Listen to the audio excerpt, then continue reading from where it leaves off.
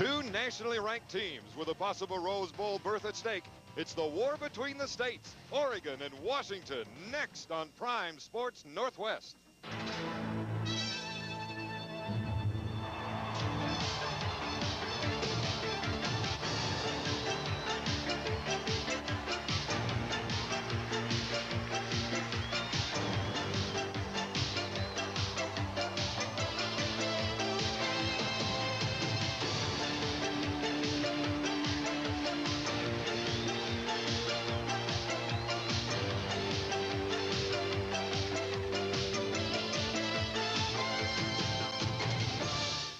Pac-10 football on Prime Sports Northwest is brought to you by Rainier Beer. Round here, it's Rainier.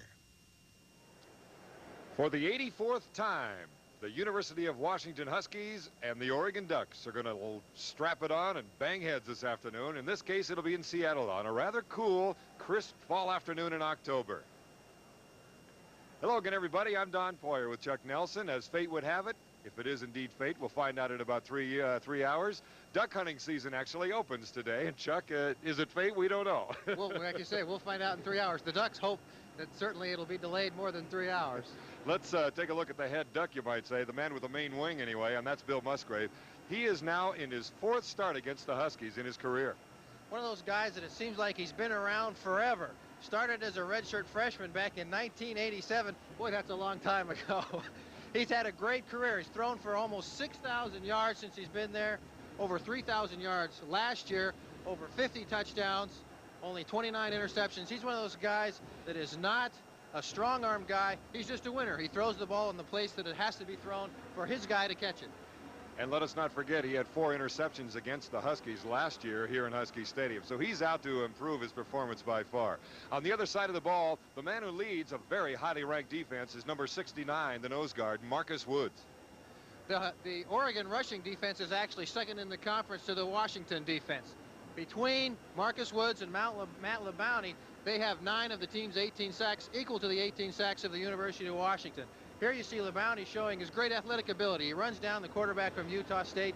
He's another one of those guys that seems like he's been there a long time. He's been a real mainstay of that Oregon defense, both against the pass and against the run. Oregon's numbers in comparison to Washington, they are very, very similar. Something to keep in mind, though, as we see LeBounty and his quickness, is that their opposition, their non-conference games, maybe not as strong as Washington, where they had to go down to play Colorado, host USC, of course, in a regular season game. But that might be one telling factor, and we'll find out as we go on. For Washington, we want to talk about a couple of people we don't normally get to talk much about, and that's the offensive tackles, Sapele Malamala and Jeff Paukoa. They have done a terrific job this year. Just 2 of the 5 starting offensive linemen for the Huskies that have done a great job. You can't lead the conference in rushing and have the #1 rusher in the conference unless you've got offensive linemen that are doing a great job. These 2 guys, along with the other 3 starters and the backups, because the Huskies have a lot of depth at offensive line, are doing a great job.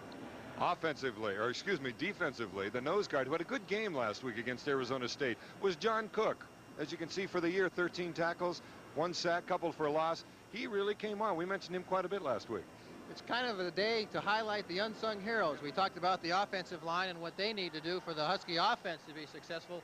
The job of the nose guard is not necessarily to make tackles. You see John Cook's numbers aren't all that high, but the job of the nose tackle is to occupy blockers. Right. You've got guards on both sides of you. You've got a center right across from you. The Huskies' 2 leading tacklers are the 2 inside linebackers. So John Cook, he made some big plays last week against Arizona State, but he's been doing a good job all year occupying people and letting the tacklers do their job. Yeah, he's keeping the center and the 2 guards off those inside people. We've got a great one coming up. No way of describing it any better than it's simply one of those great Northwest rivalries as Bill Musgrave and the Ducks visit the University of Washington Huskies. We'll be back with the kickoff in just a moment. See the sound. Welcome back to Husky Stadium. I'm Don Poyer along with Chuck Nelson. We've got the Oregon Ducks coming in ranked 19th in the Associated Press poll, 17th in the coaches poll, which is UP. They are 4-1 for the year, 0-1 in conference play after that last-second loss to Arizona down in the desert. The Washington Huskies, 13th ranked in the coaches poll, 17th in AP, 4-1 record and a 2-0 conference record. As you see here, the temperature a little crisp out here today at 53 degrees, much like it was the day Washington played Colorado in Boulder. It was about the same temperature. Little gusty. We got some, it says southwest gust, but we've been seeing some gusts coming off the lake, and it could affect the kicking game today. Mostly cloudy, little peekaboo sunshine. Going to be a great day for a game. This is the 84th time that they've banged heads. And Washington leads that series overall. As you see, Seattle with the lead in games played here, and last year a very close game at 20-14. 7 turnovers by the Oregon Ducks, 4 of those being interceptions. Steals from quarterback Bill Musgrave of the Oregon Ducks in his 4th start against the Huskies. Been around a long time, and Washington won the toss, and they have elected to receive, and it's going to be a noisy day. Over 7,000 Oregon Duck fans came up as well. So this is just another one of those great Northwest bang-up, smash-mouth rivalries. As Don James in his 16th year, his record against Oregon, he is 10-3 against Rich Brooks. Kicking off will be number 10, Liam Hayes, who used to be a Husky. Liam is out of the Portland area, but grew up a big Husky fan, always came up to the Husky camp, football camp during the summer, was a kicker and a punter in Tigard, Oregon. Played here for a couple years as a walk-on, actually went to the Independence Bowl as a Husky, went back to the Independence Bowl last year as an Oregon Duck. As you see, receiving Bino Bryant with 2 punt returns for touchdowns to his credit, and number 15, Tommy Smith. Washington will be heading to the east, and Oregon to the west. Hayes is ready to go. Short kick. Smith from the 9. And gets to the 25-yard line, and that's where they'll set up office work for the old Huskies. Rodriguez, Paul Rodriguez, number 25 on the stop. Mark Brunell coming off his first game this year with no interceptions against Arizona State. Pretty good game and a good effort on his part against ASU in that 42-14 victory. Falcoa and Kennedy, Cunningham, Kirkland, and Malamala, the big guys up front. Brunell at quarterback, Darius Turner and Lewis in the backfield with McKay and Bailey, the usual wide receivers, and Pierce at the tight end position. 1st and 10 from the Washington 25-yard line. The number 1 rushing team in the conference going against the number 2 defense, Oregon, against the rush. And they throw on 1st down, Mario Bailey. What do they call? It is complete at the 47-yard line. Mario Bailey defended against by Darrell Smith. Good for 23 yards. We talk about rushing the ball, and what does Washington do? Go upstairs.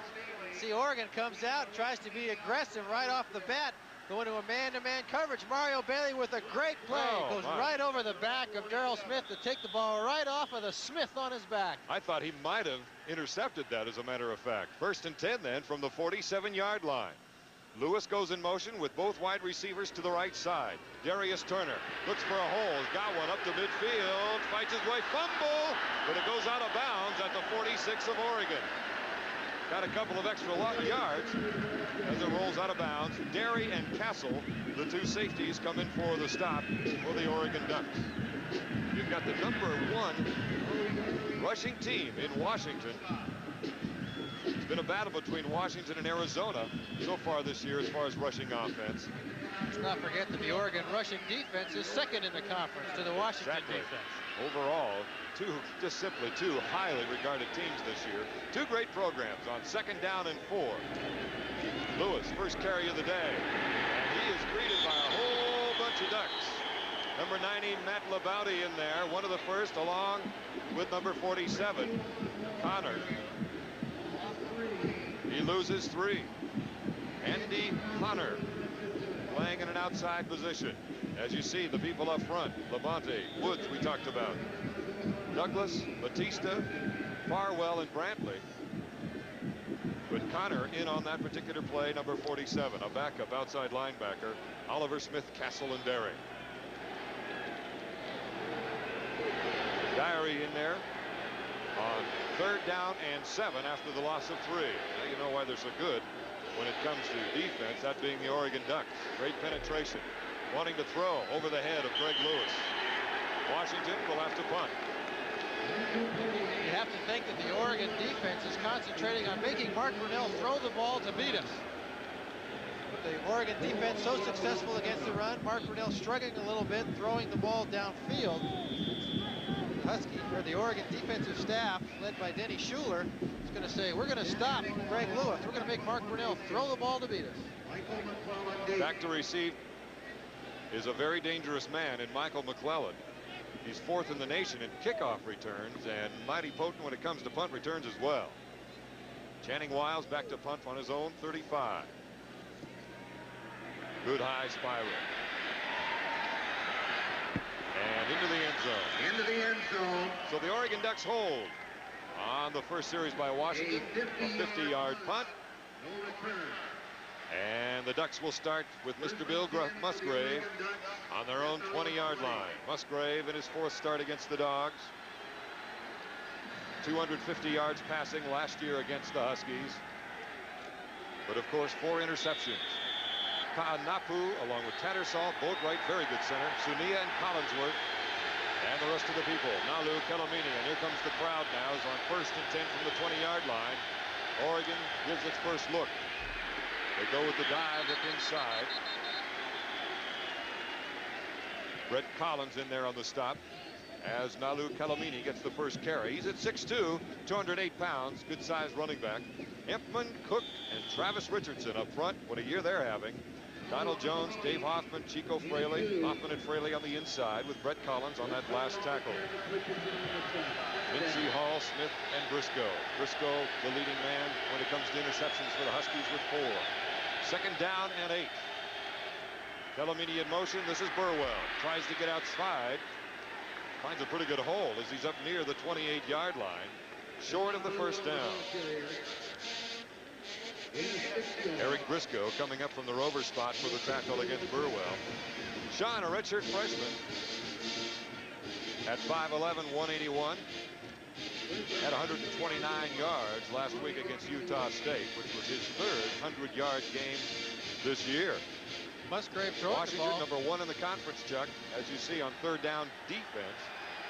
17 times out of 71 attempts, their opponent has succeeded. This is 3rd down and 2, power formation. Going to the fullback, it's very close. As Kelemini at least got his helmet over the 30. Let's see where they mark it. Travis Richardson there along with Tommy Smith defensively. Chuck Nelson is saying 4th down. Well, They changed their what do we minds. know? He gave us the 4th down fist, did the official, and then he gives us the 1st down wave. At least it wasn't 5th down. Yards and points are going to come very hard today for both teams. For an offense that's gotten so much attention as Oregon's has, their defense has played awfully well. We alluded earlier to not the toughest non-conference opponents, but they've been doing the job. 1st and 10, ball right at the 30. 2 wide receivers to the left. Upstairs, Musgrave goes. First time, Eric Briscoe with a sack. The blitz by the rover, Eric Briscoe, and he comes up with his, how do we call it? He had 1.5 sacks, and now his 2nd.5 sack of the year. The Husky defense likes to be aggressive. They're going to make Musgrave get rid of the ball. He's not going to have time to look downfield very far. Eric Briscoe comes off the corner, makes a play. Travis Richardson takes his man upfield. Briscoe comes underneath. John Cook also there. 2 wide receivers to the left side. It'll be 2nd down and 16 after the sack. Inside on the dive, and Steve Empman is there waiting for him along with Travis Richardson. Kelemini gets a couple. And so far, we're getting the physical game that we expected. You can tell they're hitting. I mean, we're a mile away up here in the press box, but a typical Oregon-Washington physical matchup today. Little extra tape used, I'll tell you, when you get ready for a game like this. 3rd down and 15. They only give him 1. Double wide receivers, both sides. Need to get to the 40-yard line for a first down. They set up the screen. No. Little inside pass to McClellan. Gets to the 34-yard line and is stopped there by Tommy Smith, number 15. 6 yards short of the first down. Very typical play in the Oregon offense. They try to run people through a zone, spread everybody one way, and bring somebody back against the grain. The Husky defense with 15 yards to play with stops Oregon short of the first down. Tommy Smith with another nice tackle. Tommy Thompson back to punt, along with Bino Bryant, now the number 3 punt returner in the Pac-10. Thompson averaging 42 yards per punt, and we know what Bryant can do back there. Low spiral, chance to run this one back from his 18. Trying to go left, got a couple of people waiting for him, spins away, gets up to the 29 and is buried on a great hit by Jones, number 40. Ernest Jones, an outside linebacker. We'll be back.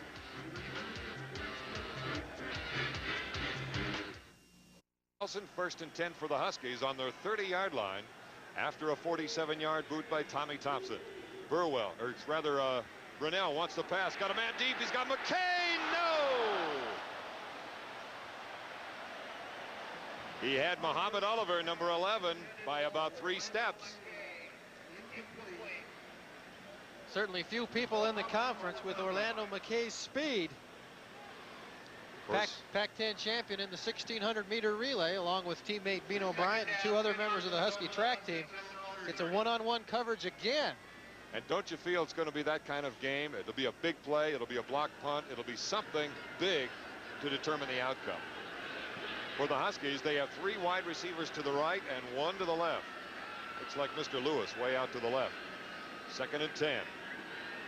Got a man open. Bailey up to the 40.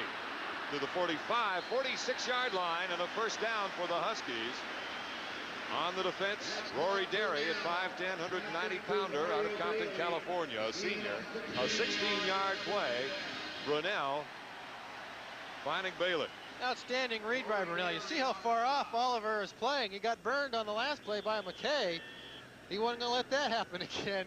Mario Bailey also makes a nice adjustment, says if he's going to stay way back there, I'm just going to hang up here and let Mark throw it to me. Then I'm going to get my first down. 1st and 10 from the 47 of Washington. 9:11 remaining here in the first quarter. They got the Ducks over the line. There goes Lewis. He's got it. He could go all the way to the 20, to the 10. Touchdown, Washington.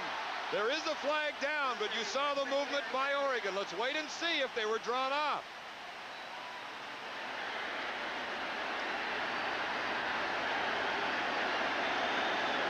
A 53-yard play. Offside, Oregon. Touchdown, Washington.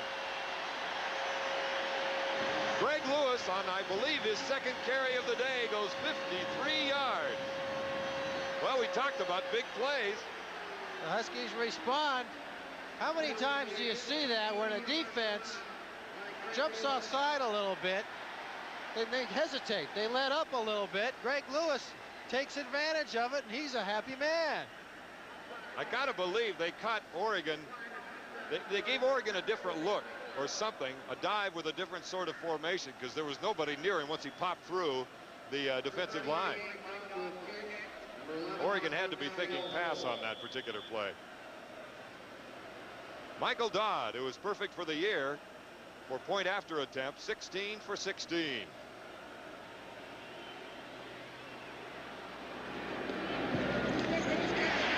And it's good. Exactly 9 minutes remaining in the first quarter. And Greg handles 53 yards for the opening score.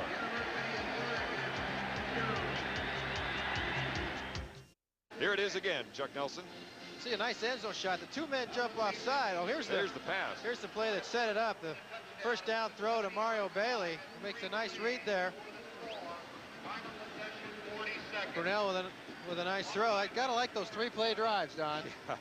1:05. And of course, Lewis well on his way to another century mark for the day. He's got 5 straight and 10 100-yard days for his career. Only 2 away from tying the all-time mark in Washington, held by Hugh McElhaney in 12 100-yard games. Michael McClellan back to receive as Travis Hansen will kick off. McClellan, number 4 in the nation and number 1 in the Pac-10. He is 1 of 2 back there along with Brown. This will be McClellan from his 6. Gets to the 20 and the 22-yard line where he is upended.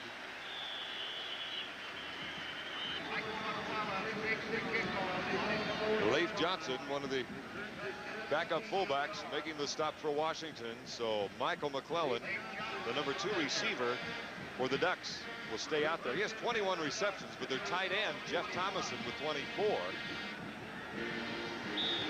Look what he's done this year so far. 187 yards against Utah State. He only played a little over a half. You can see they don't mind putting it up, too. Lots of attempts there. 1st and 10 from the 21-yard line. There goes McClellan in motion. They give to the backup. Wide open. Here comes Burwell. He's still going and finally racked down. He bounced off one man, and Eric Briscoe finally comes up for the kill, but not until he gets the first down. 12-yard gain, Chuck. Outstanding first down play. You can see that they just get between the linebackers, split the defensive lineman. Tommy Smith, or Dana Hall, excuse me, comes up for the big hit. Burwell just bounces off and keeps going. Was it a little trap play? I couldn't tell. It looked like he just fired out. Anything that hits that quickly, yeah, quite often get through to that secondary. The Ducks rushed for 90 yards against the Huskies last year. Rich Brooks says he'd be happy to get 90 yards against them this year. I think anybody would. Washington only giving up 23 yards per game. 1st and 10 now from the 35. This time the Calamini fumble. Let's see, it may be an Oregon Duck.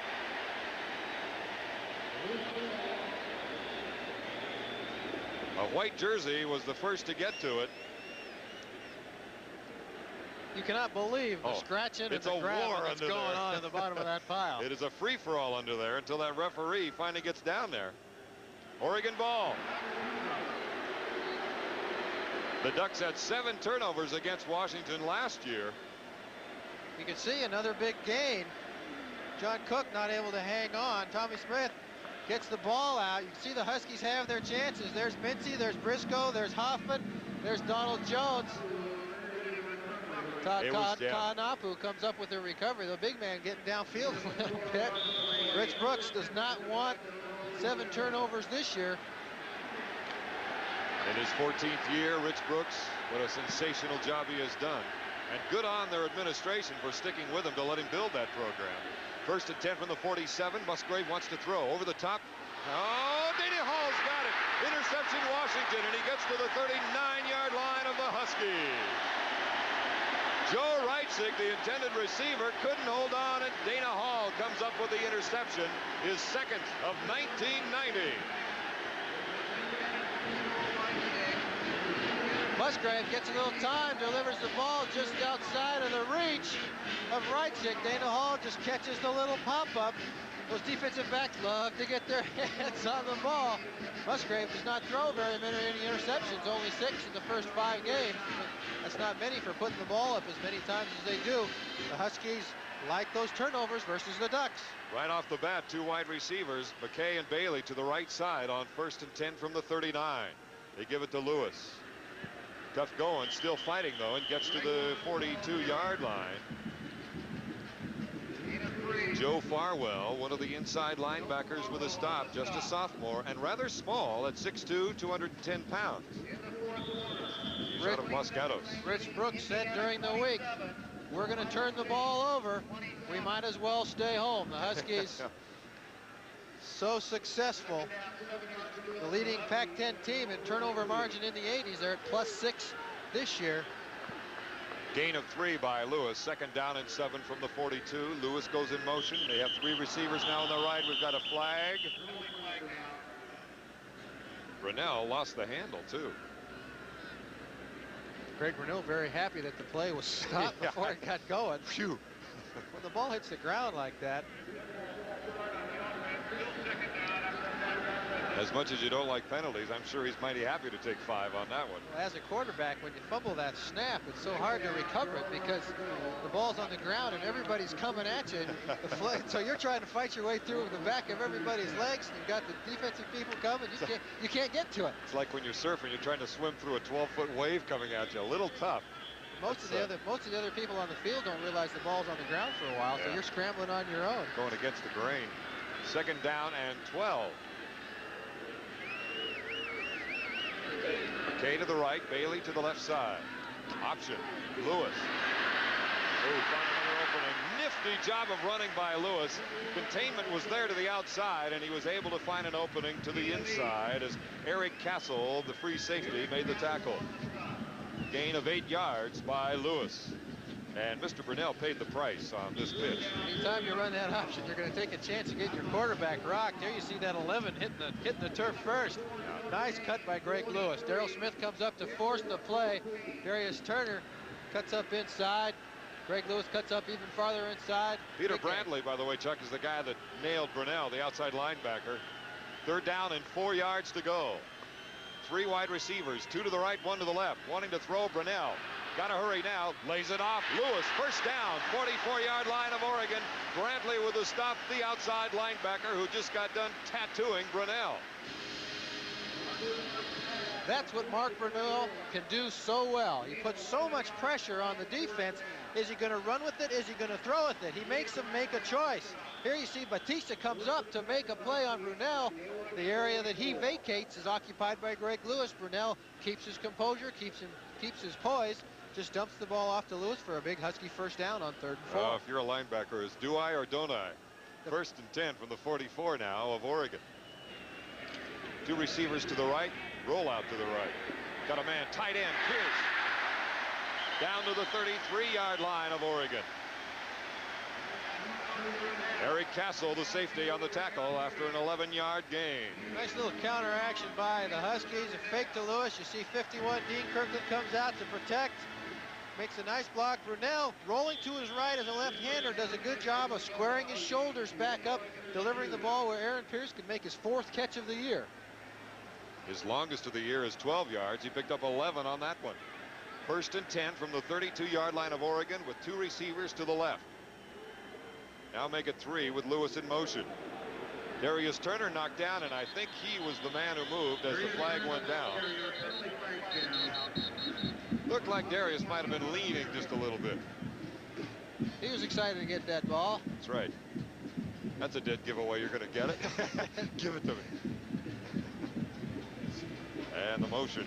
Your fingers start shaking at the bottom of your stance. You can see he's excited to get over there. He makes that little hitch move there. Wasn't me. I'm going to stay right here. Nobody saw it. I was in motion. I was in motion. Not Canadian football. Penalty is declined by Oregon. They're going to take the no gain on the play and pick up a 2nd down and 10 yards for the Huskies. In fact, they're making a 1-yard loss, so it'll be 2nd and 11. 1 receiver wide, both sides. From the 34. Quick hitter into Bailey. Couldn't hold on. Something you don't see very often. No. He had a little bit of room, and of course, after getting Brunell's pass, or thinking he already had it, he was looking elsewhere. He had that spin move to the outside in the back of his mind already, and it was sneaking up to the front of his mind. He was ready. Right. That could turn out to be a big play for the Huskies. That's a big field position play to go from the 33 to the 26-yard line. If they don't get the first down, it makes it a much easier field goal attempt. 3rd down and 11. Bailey and McKay to the left side. Here's the rollout. Looks for the man. Bailey too far. It'll be 4th down. Daryl Smith was defending against Bailey, number 20. Punt or field goal? Channing Wiles is coming on the field. You see that catch by Mario Braley would have brought Mike Dodd onto the field for a field goal attempt. This would be a 50-yard attempt by Dodd if they were to try the field goal. Instead, it's going to be a field position game. We've got a 7-0 lead. Don James says, let's punt the ball and try and pin them deep in their own end. Almost in the middle of the field, so it's a toss-up as to which corner he might try to go for, or maybe just try to lob it as high as he can down the middle. Going to the right. High spiral, plenty of time, but looks pretty. I thought it was going to be much deeper than it was. I thought they did indeed have a shot at trying to bat it back in, but not this time. So they'll go back to the 20-yard line, and Oregon will start over as they trail 7-0 with 4:44 remaining in the first quarter. A 53-yard touchdown romp by Greg Lewis. The only difference so far. Oregon, however, skating on some thin ice, a near loss on a fumble, And then an interception by the Huskies on a ball that got through the hands of Joe Reitzig and into the hands of Dana Hall was the turnover. 1st and 10 now from the 20. McClellan in motion. They go to Burwell. Gets about 3 on the left side. Travis Richardson on top of the pile and Dave Hoffman on the bottom, who was there first. Oregon certainly not afraid to challenge the strength of the Huskies. See the 35 rushing yards already in the first quarter. The Huskies only giving up an average of, I believe, around 25 yards per game on defense. Oregon is try and take away what the Huskies do best. 55 is about the number. Going to pass on 2nd down. McClellan up to the 30, should be good for a 1st down. Tommy Smith defending for free safety. Oregon does like to throw the ball. This is very typical. 2-3 step drop. Musgrave very intelligent. All Pac-10 academic team, 3.5 grade point. Yeah, in finance. He's been playing for a long time. We're not talking poetry. There's not many defenses that he hasn't seen or doesn't know how to read. Makes a nice read, and his 3-step drop, it just delivers the ball. 1st and 10 from the 33-yard line. Reitzig wide to the right. Here comes McClellan in motion, going to the same side. On the rollout. Got a man on the sideline. Good to Reitzig. Should be good for the 1st down. It is, as he's up to the 46 of Oregon. Charles Mincy, the senior, number 1, defending for Washington. Reitzig with 17 receptions coming into this game. Just runs a nice deep outright. Musgrave rolls out to avoid that Husky pressure. Reitzig makes a nice play on the side leg. Reitzig was a walk-on here at the University of Oregon. Actually quit the program for a year, came back and has won a starting job. 40 yards so far for Musgrave on 1st and 10 from their own 46. Reitzig wide to the left. McClellan now comes in motion. And they go to Pelomini, and defensively Steve Empman, number 90, coming in for the hit. He had 6 tackles for losses coming into this contest. Oregon with good success running to the left side of their offensive line. Here you see Empman coming from the opposite side. Beats Boatwright, the outstanding center, makes the hit on Calamini for the loss. Empman, of course, out of Cheney. He's got 4 sacks to his credit this year. And now 7 tackles for losses. It'll be 2nd down and 11, a loss of 1, thanks to Mr. Empman. Reitzig to the left. Again, McClellan in motion. On 2nd down, the rollout. Lay it off to Calamini, who gets to the 48-yard line of Washington. Short of the 1st down by about 4 yards is Charles Mincy, and the linebacker Dave Hoffman makes the stop. Gain of 8 yards. It'll be 3rd down and 3. Calamini, his first name, Nalu, spelled N-G-A-L-U. We just get done spending 3 years learning how to say Derek Lavelle instead of Lovell, and they bring in another new name to concentrate on.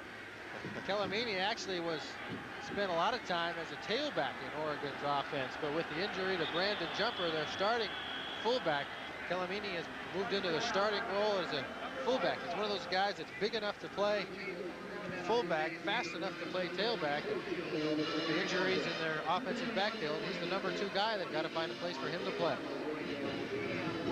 There are the backup quarterbacks, both John Ocken and Bob Brothers.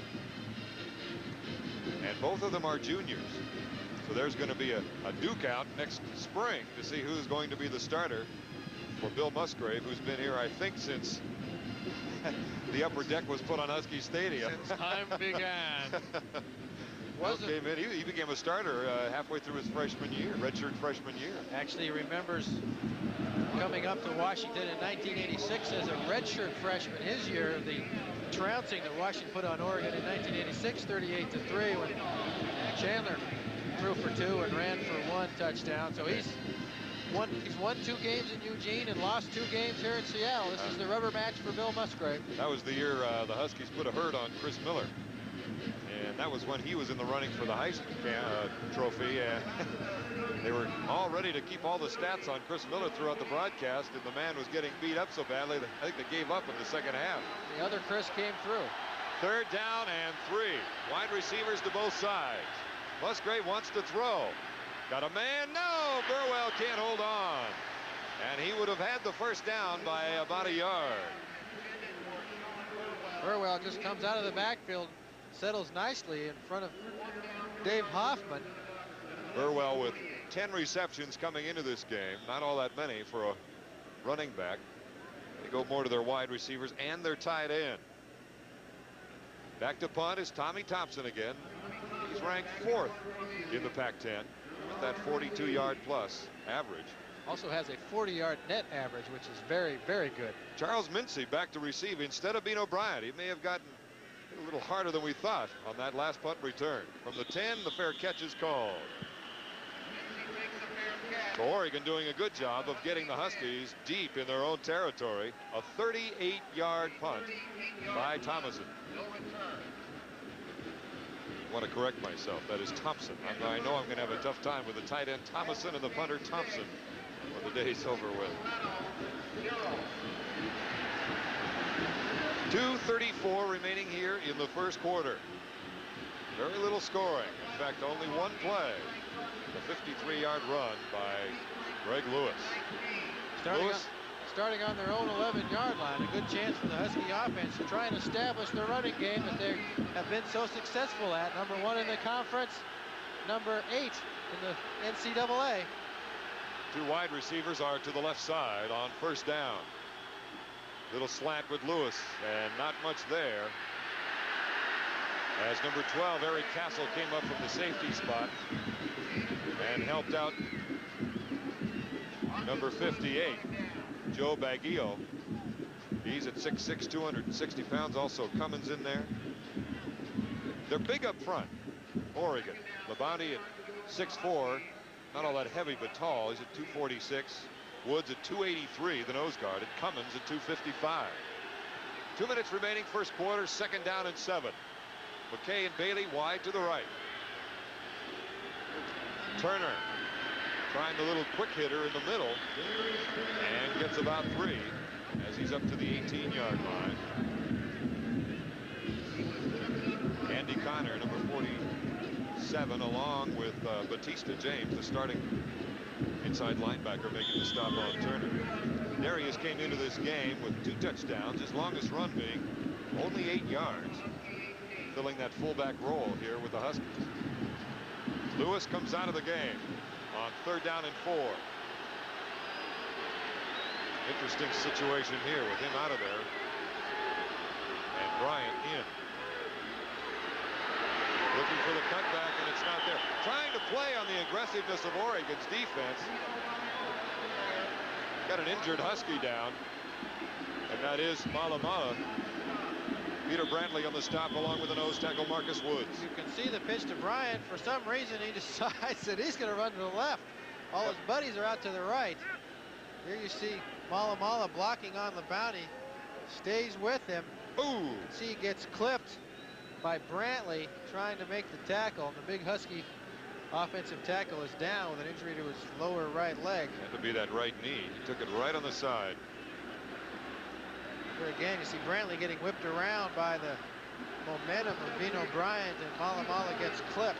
And I'll tell you, that's where the benefit is of not having cleats on these carpets. Your foot can get out a little more easily, especially when the turf is wet like it is today. Doesn't look like he's that badly injured. Walking off under his own power. The Husky trainers, led by Dennis Seeley, will take a look at him. Don James has to make a substitution. So now, Channing Wiles with a bit of a challenge. He's got a punt to McClellan. Wiles on his own 1-yard line, and McClellan on his 45. Low spiral, very deep but low. McClellan with a chance to run it back. Still at the 40, pretty good coverage. As number 43, Mark Jones, a senior out of Portland, made the stop.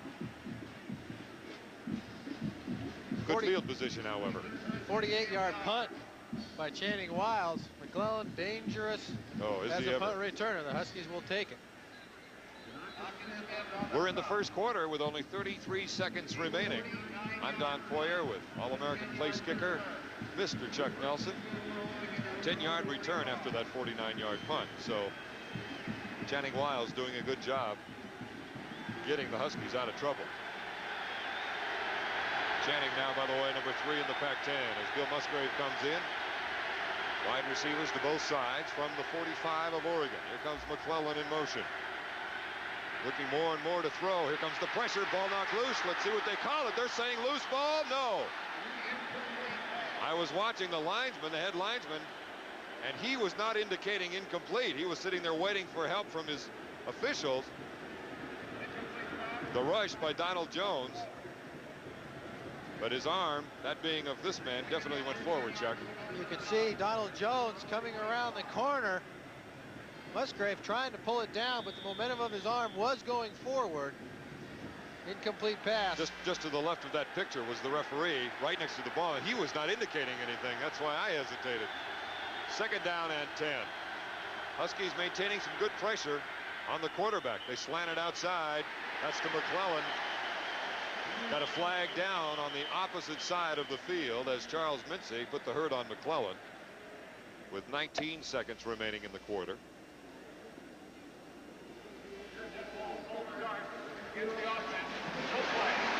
It's on Oregon. No play, so they will back it up 5. Second down, 15 yards to go for the Ducks at their own 40. Oregon, of course, playing without their leading returning receiver, and that was Tony Hargain, who was hurt earlier in the year. Major loss for Rich Brooks' aerial attack.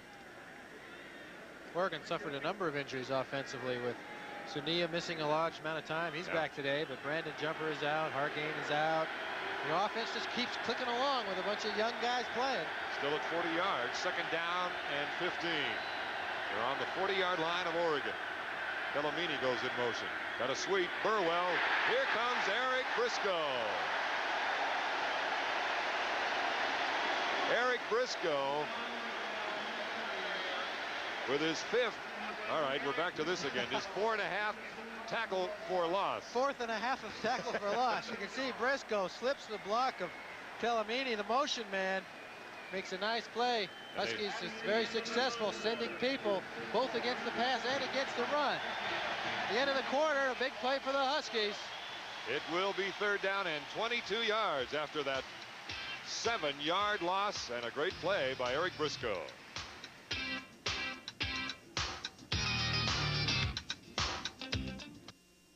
The only touchdown of the day, of course, that being that 53-yard run by Greg Lewis.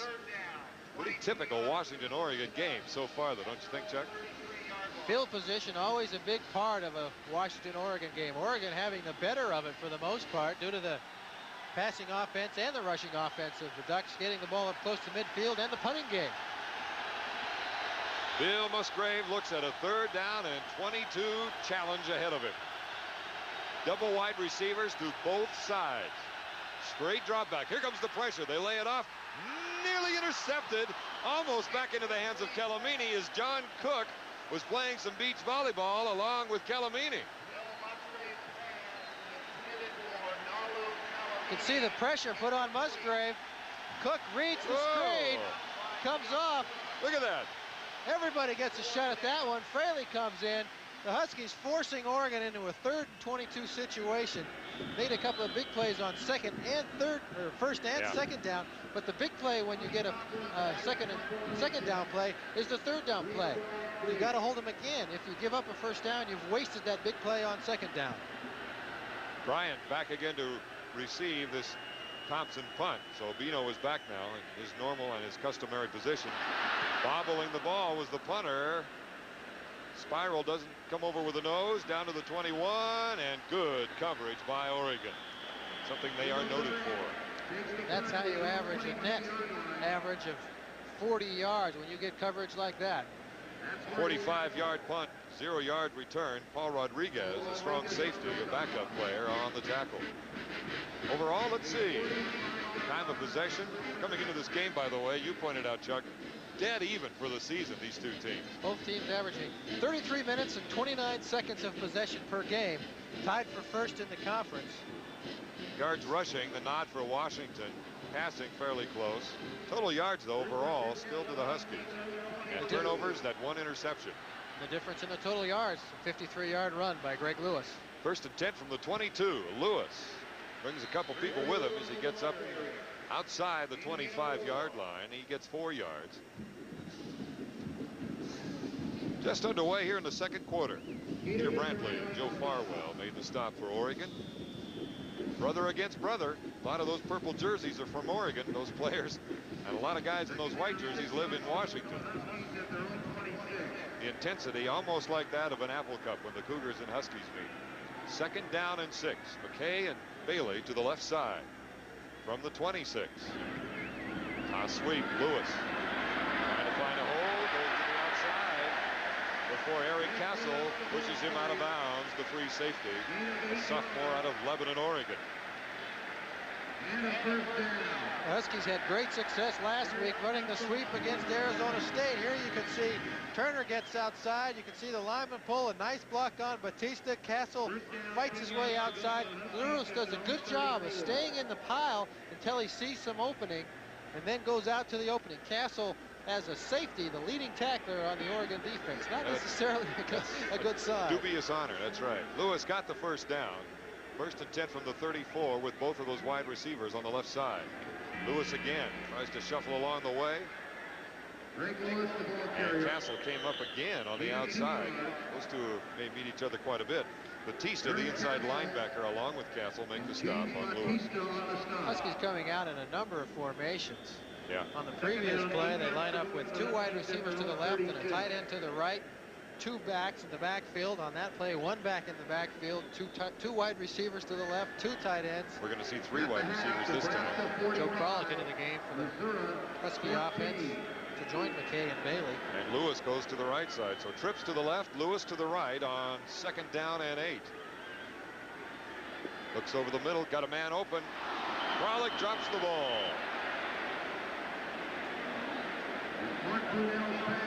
Joe with that banged up right elbow that he has fought all year. Joe Kralik was the number 3 receiver going into the opening game against San Jose State. Dropped 3 consecutive passes in 1 series in that game and hasn't seen much time since. Worked his way back up in practice to the number 3 wide receiver spot last week. Came in here as the 3rd guy. That's not how you stay the 3rd guy. You're not going to stay up there long doing that. The coaching staff says that he is so intense that they have a problem calming him down on game day. 3rd down and 8. Kralik, Bailey, and McKay to the left side.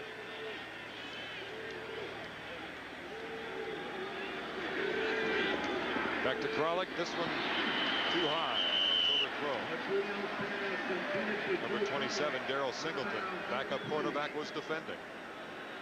So Mr. Kralik and the offense will go to the sideline. Brunell just didn't get set up well on that one. Simply. Usually when Mark is off a beat, it's high. He throws high. And that tells you what? The back foot not well positioned? Well, a lot of times it means you're overstriding, which means you're trying too hard. Usually Mark Brunell, if he just calms down and delivers it and plays catch with the receiver, throws it fine. When he's trying too hard, trying to get it there too fast, the ball sails on him a little bit and over the receiver's head, as it did there. Michael McClellan back to receive Wiles' punt. His own 25.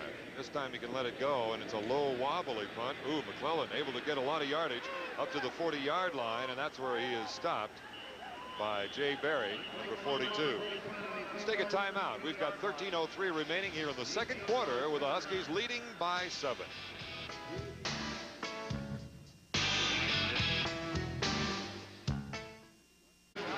First down and 10 from the 40-yard line after a short punt by Wiles.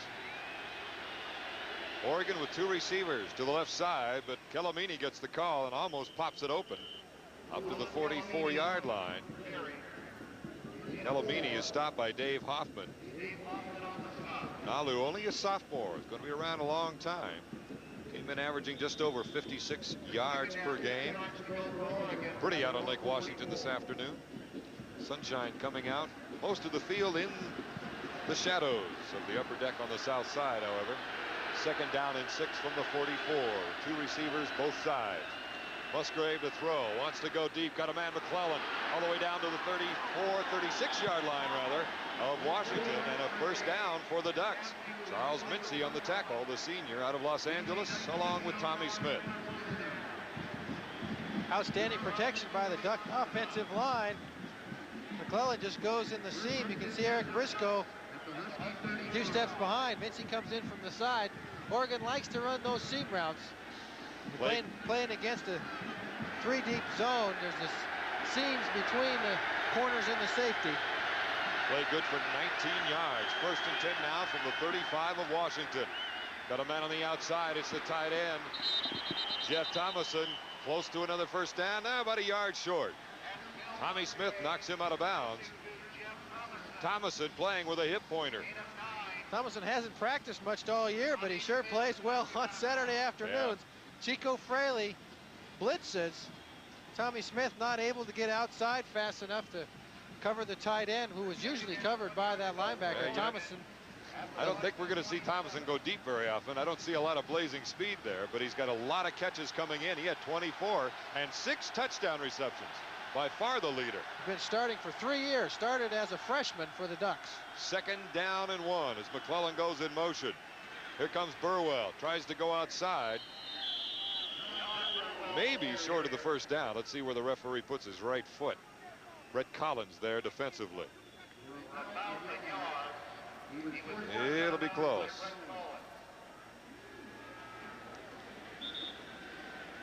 The marker, by the way, you see is not in position right now. Is also not the official marker. They changed themselves. They're over on the opposite side of the field. They will bring them all the way across the field for the measurement. The Oregon offensive line is playing as well against the Husky defense as anybody we've seen this year. Even when the play goes for only 1 or 2 yards, the initial contact is made 1 or 2 yards past the line of scrimmage. Usually the Husky defense has so much penetration that even if the play goes for a couple of yards, as that one did not, coming up short. Yeah. This will be third down and 3 inches. And right about now is when you got to tell yourself, yeah, be tough up front, but don't let them pop one into the end zone. Husky defense been victimized by the big play. They've played very well for the majority of the game, but just about every game this year, other than the USC game, they've given up 1 or 2 big plays. Third and inches.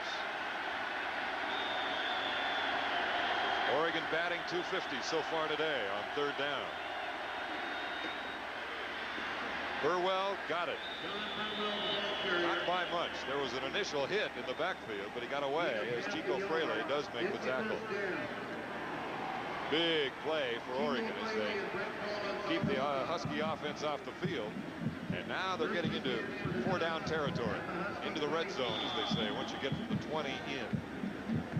And they're 5 away from that. The Oregon offense is 6th in the country in scoring. They average almost 40 points a game, an incredible number.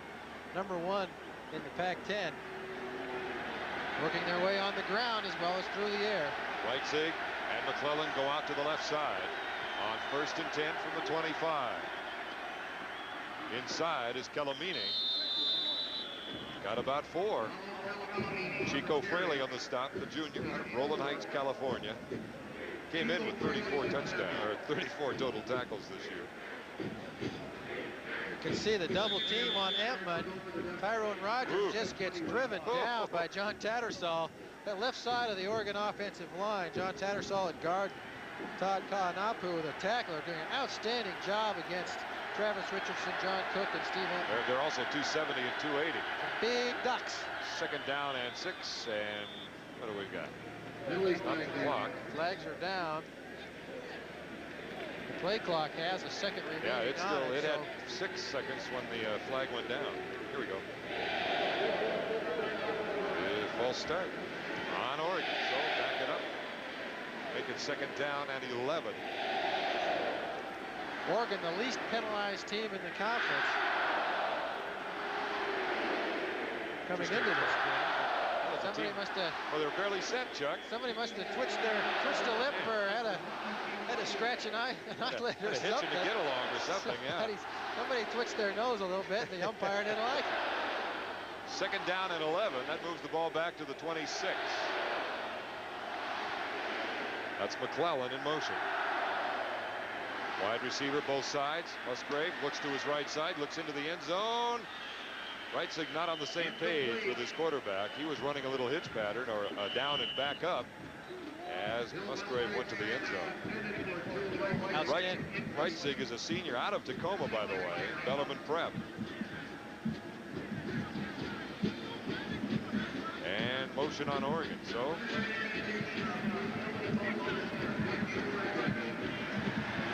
See if Washington wants to take that, keep it at second down, or make it 3rd and 11.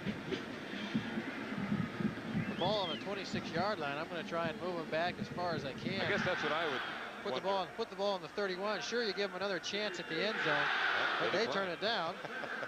That's looking like a true place kicker, Nelson. Nice going. I'm thinking from the kicker perspective. I'd much rather kick one from the 26-yard line than the 31-yard line. I think the Huskies are probably saying, let's not give Musgrave any more chances than we can afford. They can't. When they're scoring 40 points a game, you want the ball out of their hands as soon as possible. 3rd down and 11. 2 receivers to the left side, 2 on the short side. Musgrave got McClellan. Yes. No, let's see. Yes, he held on. Oh, my, what a catch by Michael McClellan. Down at the 2-yard line. Lovely catch by McClellan, the senior out of Fontana, California.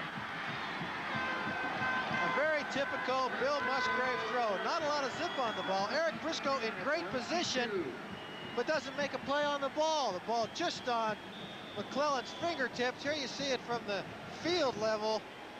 Great catch. Great. That's what Musgrave can do. Lay it out there right on the fingertips. Let's see how the Husky defense can handle this now. They've not faced a lot of adversity this year other than against Colorado. 1st and goal from the 2-yard line. Ducks down by a touchdown. 7-0. Burwell. Maybe got a yard. Now is when you expect to see that Husky defense really try to penetrate into the backfield. And Eric Briscoe on the stop. Briscoe along with Brett Collins on the tackle.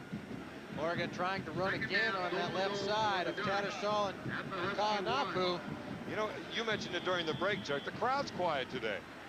Right now, the Oregon crowd, most of whom are in one end zone or the other, making more noise, but that Husky faithful is sitting down. No noise. This is where they're needed. Goodness sakes. Oregon practiced in crowd noise situations all week. They haven't faced it yet today. 2nd and goal. There's a little more noise coming on now. 2nd down. McClellan wide to the right. Number 24, Juan Shedrick, was stuffed by John Cook, number 93. Shedrick playing with a bad ankle and has come in to add a little more beef in there at 6'2", 216. See, from field level, the Husky defenders just trying to pile it up. John Cook beats his man, makes a nice play.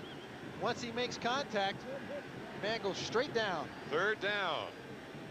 Now you got to be careful. They'll try to go to the outside. It is a power formation with McClellan at the wing on the right side. 3rd and goal. Musgrave still with it. Wants to go to his tight end. Flag down. Musgrave trying to get away from the pressure. Gives it a heave. There were at least 3 Huskies around Vince Ferry, the tight end.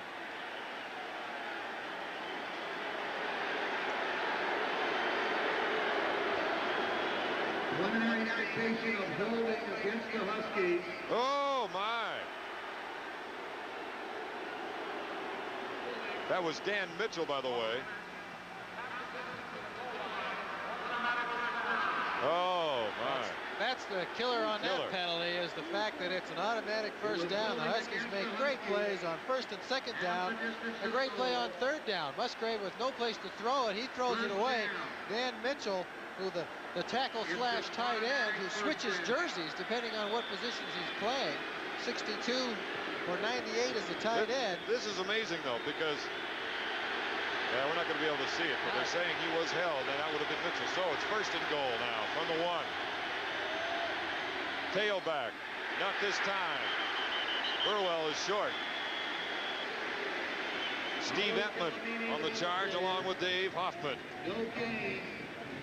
That's 4 plays now that the Huskies have stopped the Oregon offense from inside the 2-yard line. You can see here the penetration just Calamini stuffs carry, it by the way. Excuse me, Chuck. That was Calamini, not Burwell. before Calamini gets a chance to leave the ground. And you get in that backfield and you don't let the pulling people clear the formation and make blocks either. Here comes the noise.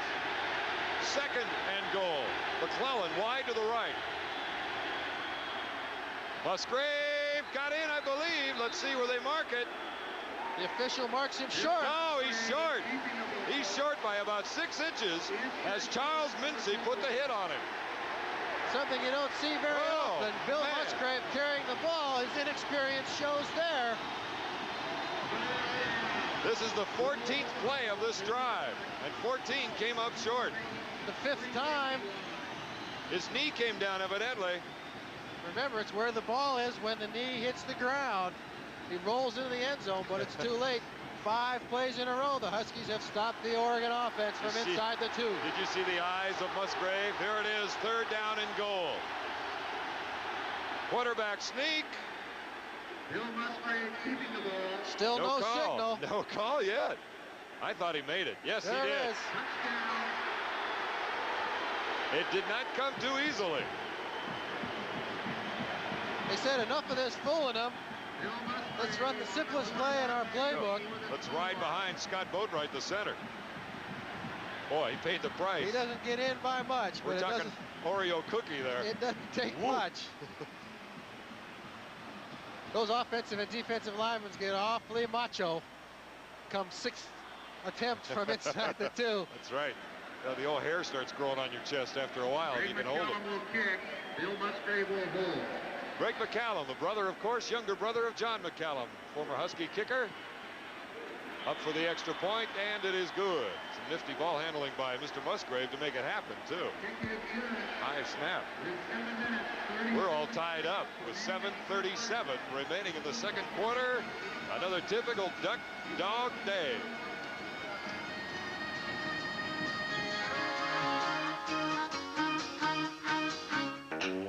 On the Huskies right now, but they are tied up at 7 apiece going against the Oregon Ducks. 59-yard drive. 14 plays is a That's a long lot of time, plays yeah. for only 60, Oh, covering yeah. under 60 yards, 59 yards. Look at how the Huskies close in. Hoffman was in there along with a couple of other dogs, but A lot of people in the pile, but That's- the pile didn't have to go very far. no, that's the thing. A killer penalty on the 3rd down play, the holding penalty. There you go, 8 up 5.5. Well, they're calling it 13 plays, depending on those calls on the penalties on dead balls. But 13, 59, 5:26. Ate up a lot of time. 7:37 remaining here in the 2nd quarter. Shows the patience of the Oregon offense. Came up with a 1 big play on 3rd down to McClellan to get him down to the goal line. Here's the man who's been on both sidelines, Liam Hayes, who was a Husky for a couple years and transferred on down to Oregon. He boots Devine O'Brien from the 1. Up to the 20. Fighting his way up to the 30-yard line. Good return by Bean O'Brien, who gets outside the 30 to the 32-yard line. He is stopped by Dave Massey, an inside linebacker. 31-yard return. Actually about 33. He was a couple yards deep in the end zone. Here it is. Only about 3 seconds hang time on this kick as a kicker. If you've got 3 seconds on it, you better get it deep enough that they can't bring it back. Bean O'Brien has had outstanding success returning punts this year. Tried to break a big one on a kickoff return, gets the ball out to the Husky 32-yard line. Let's see what the Huskies can do now with 7:37 remaining here in the 2nd quarter. And the pass to Darius Turner, number 31. Burnell not getting a lot of help here as of late from his receivers. Darius Turner only has 2 receptions coming into the game. Has an easy chance for his 3rd. Brunell makes a nice throw there. We talked about how he needs to just relax and throw it out there. He needs some help, however. As a young quarterback, and let's face it, he's still a young quarterback, only in his 6th start. You've got to have other people helping you out. 5 straight incompletions for Mr. Brunell. 2nd down and 10. 3 wide receivers to the left side. He'll drop straight back again. Wants to lay it up. Now Lewis is covered. Now he's in trouble. Looks for help. He'll tuck it under his arm, get up to the 34-yard line. Gain of about 3. Darrell Smith chased him OB. Pretty nifty job by Brunell. 2 of the qualities that the Husky coaches liked about Mark Brunell coming into the year were his intelligence. He shows it here. The screen is not there. There's nobody to throw it to. The Ducks have covered it. And his speed. He shows it here, getting outside around Matt Labonte, at least salvaging something out of nothing.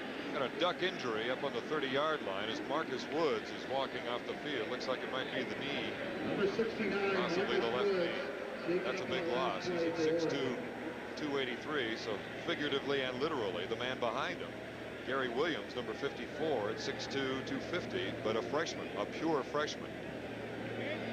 3rd down, 7 yards at the Husky 34. And so far, they have not sent the freshman in there, so 3rd and long situation. they put Labonte at the nose guard. And Connor playing left side, left defensive tackle. 3rd down and 7 for Washington. Gotta hurry now. Fights his way up to the 36, but it's still going to be time to punt. As the receivers were covered. That was as close to a coverage sack as anything else, as Jeff Cummins does the job. He's the JC transfer out of Torrance, California. Talked about Connor playing in the tackle position. He made no attempt to rush the passer. His job on this play is what you call a spy. His job is to watch Mark Brunell and follow him wherever he goes. Prevent Mark Brunell from breaking out of the pocket and getting a 1st down. Great job by the defensive staff, Mr. Connor. Ball's on the 37. McClellan waiting for Channing Wiles' punt. Another wobbly one. Looks like he'll get a good roll. Very good roll.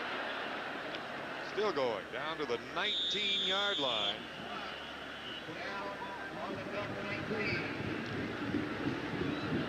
Channing not hitting him the way we've become used to seeing him hit him, but gets 45 yards out of that one anyway. No return. He'd settle for 45 yards and no return, but he's not very happy with the way it happened. It's kind of like my golf drive. I might get distance, but 70% of it may be down ripping up those worms. So it's 1st and 10 from the 19-yard line for Oregon. They scored on their last drive. They got a whole lot more yardage to cover this time. They only had to go 59 yards. Right now, they're 81 yards away. On 1st down, they go to Calamini, who gets out to about the 22, 23. Donald Jones on the stop. But we are seeing Oregon with a good thrust off the line of scrimmage and getting, as you said, Chuck, 2, 3, 4 yards, which we just haven't seen that this year.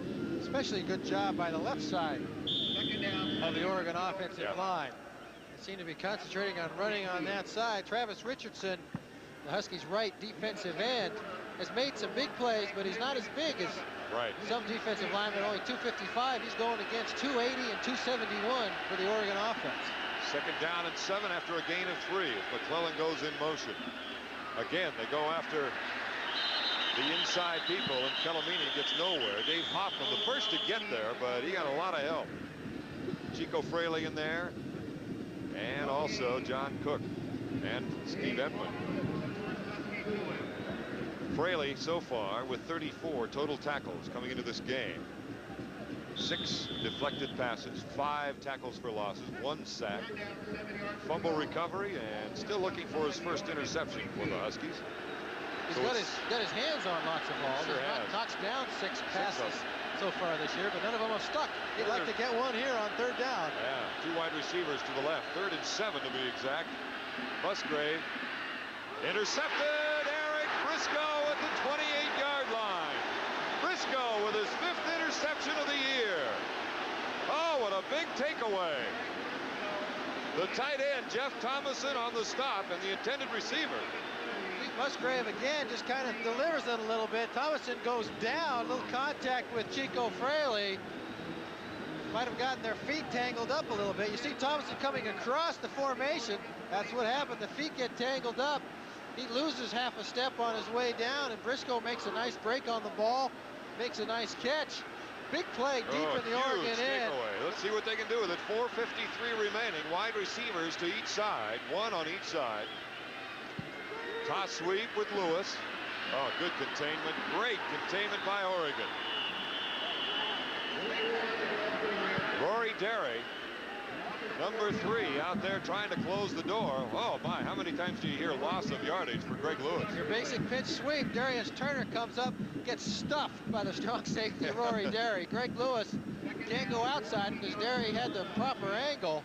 Labonte out there as well. I'm impressed with Matt, number 90.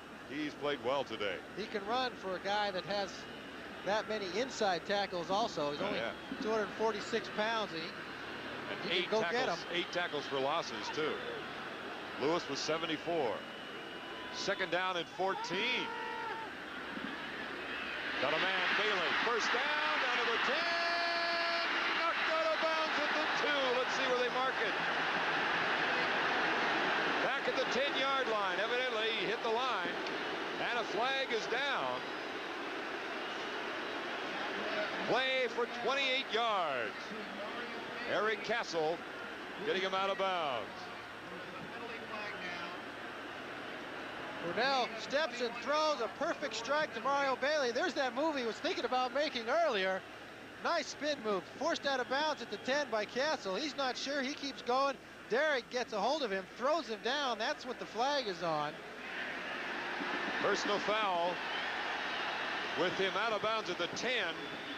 You can't that means a 21-yard gain. You can't fault Derrick so much on that play.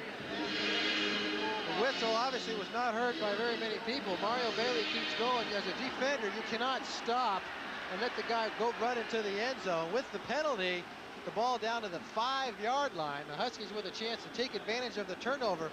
The last big game they had in Colorado had a couple of big turnovers deep in Colorado territory and could do nothing with them. Right. 2 wide receivers, McKay and Bailey to the left on 1st and goal from the 5 after the personal foul penalty against Oregon. Brunell, got to hurry. He could get in himself and will. Touchdown, Washington. Oh, that's what that double threat will do for you. Want it, Chuck? A broken play. 4.6 speed on the part of Mark Brunell. A quarterback draw gone wrong. Was that what it was, or was it a rollout?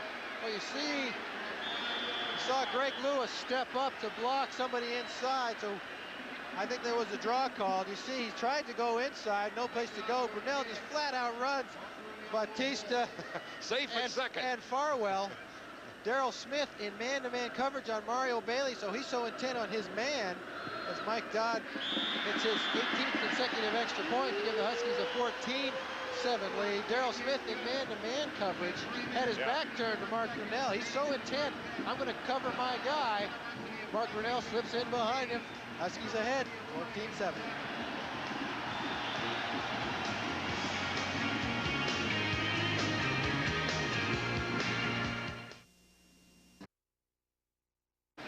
That drive took all of about 59 seconds. If I recall, I said there was 4:53 remaining when Washington got the ball back on the interception by Eric Briscoe. And less than a minute later, they pick up a 7-point lead.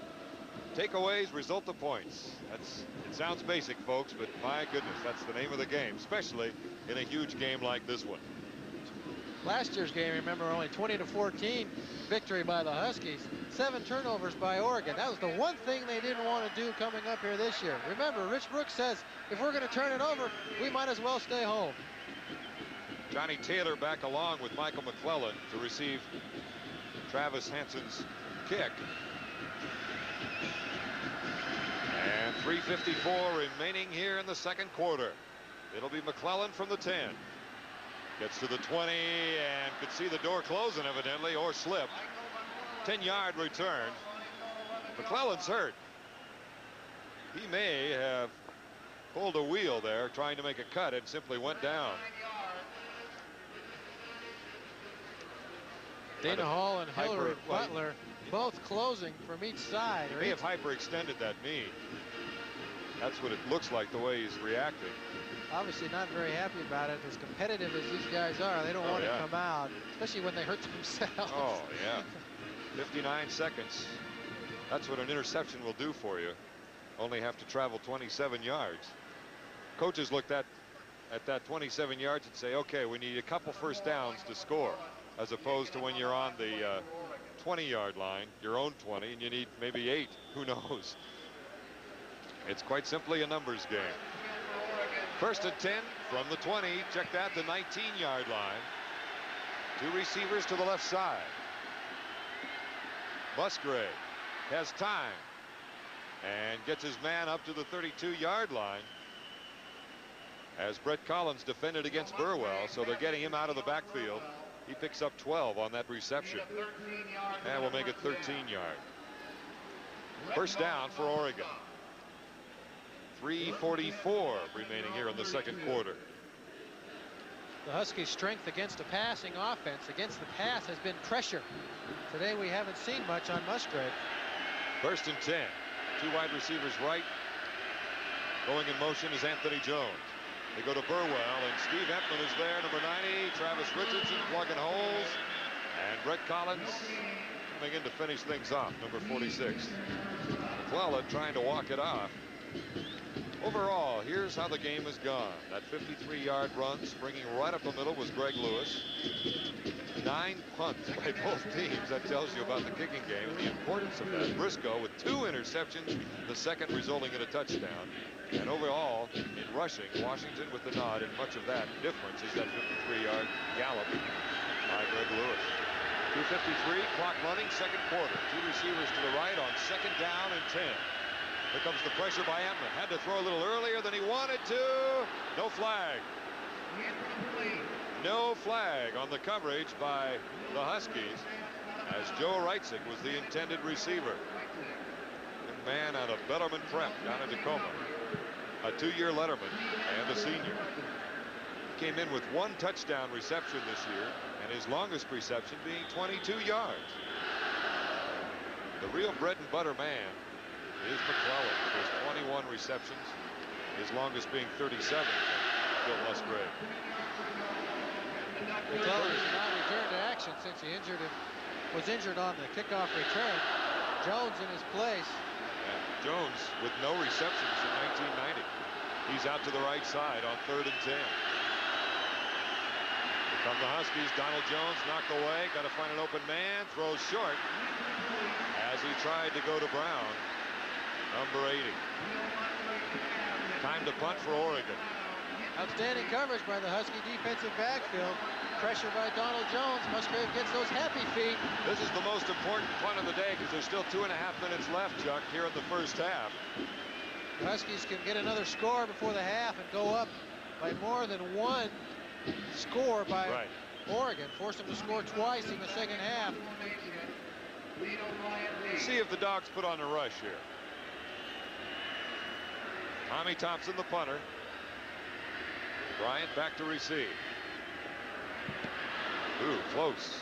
Dana Hall went for it. Vino Bryant from the 28. Got room. He's up to the 40. He's to the 45. He's got Tommy Smith blocking for him, who gets him down to the 34-yard line of Oregon. An incredible curtain by the Huskies on that return. Oh, you could put that in your clinic curriculum. Very well set up.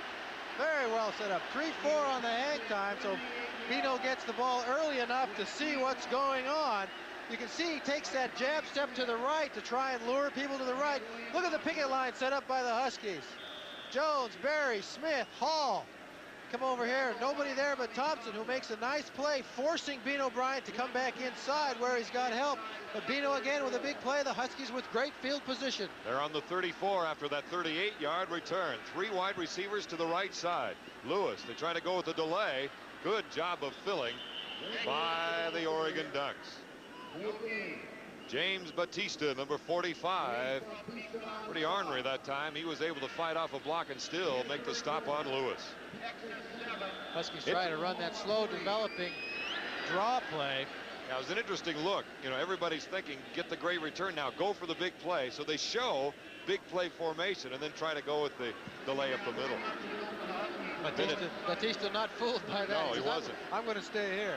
Minute 50 remaining here in the second quarter, and second down and 10. McKay too high. It'll be third down and 10. Clock stopped at a minute 40 here in the first half. There's that overthrow again by Brunell. McKay running the route to the deep sideline. Well, Brunell that's, steps up nicely. That's one of those plays, too, or passes, Chuck, where if you're going to miss it high because you're going deep anyway. You don't want to underthrow it. Yeah. The defender can cut in front of the intended receiver and make a play on that. That was Eric Kessel, number 12. He's just a sophomore. Only one senior on this Oregon defense. So they are young and they are talented. They are young and they are good. Bright future for Coach Brooks and company. Rory Derry, the strong safety, the defensive captain. The only senior that they have. A lot of juniors.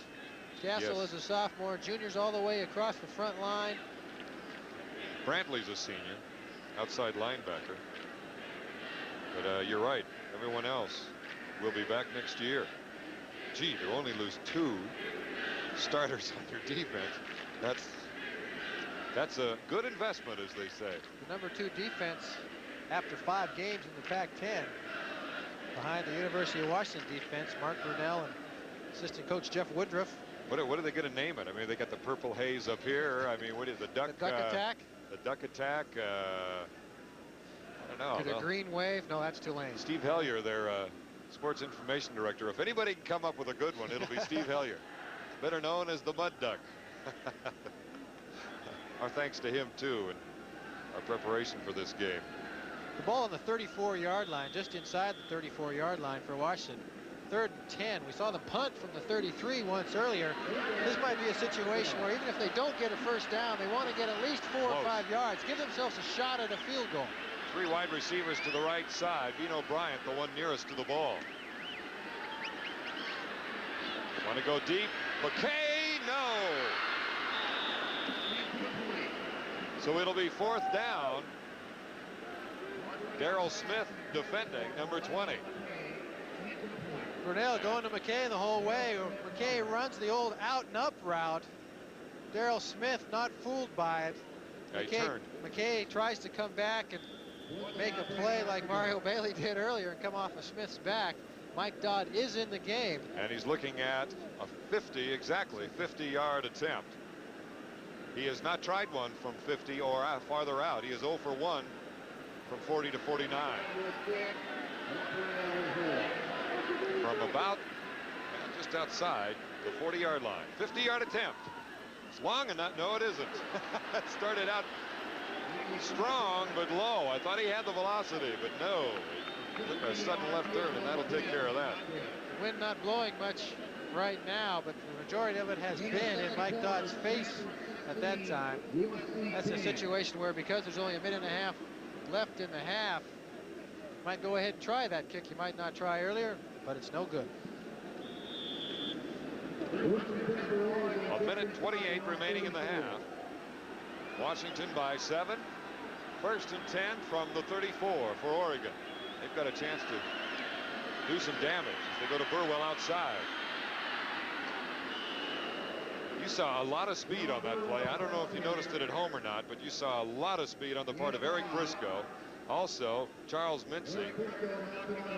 You saw big people pursuing very quickly against a fast running back in Burwell. Chico Fraley coming from the inside, number 39, chasing down Burwell. Brett Collins, the outside linebacker on that side, losing contain a little bit, letting Burwell get outside and around him for a 5-yard gain. But I'll tell you, it could have been a lot worse. I guess that's a good illustration of the kind of recovery and reaction speed of the Huskies. 2nd down and 5. Too much time. They go upside to Anthony Jones for his first reception of the year, as he is in there for the injured Michael McClellan. Briscoe on the stop. But Oregon moving the ball upfield. They still have plenty of time after the reception by Jones. Minute 14 remaining. No pun intended, but it certainly would be a feather in the Ducks' cap if they could get some points on the board before the half. Nice play by Jones. The Ducks go with no huddle. 1st and 10. They lay it off. Good to Reitzig. Good for a first down. And they're all of a sudden down to the 38-yard line of Washington. Reitzek coming up with the play. Oh, Bill Musgrave, this is when he is so dangerous. See, he just gets a little time again. People a little late. Nice throw on the boundary. Look at that catch by Reitzek. Gets that right leg down just past the first down marker. Reitzek, one of his strengths is his ability to know where the sideline is and get his feet down. Minute 3 remaining. 1st and 10 from the 38 of Washington. 2 receivers to the left, 1 to the short side. Too much time again to go to the tight end.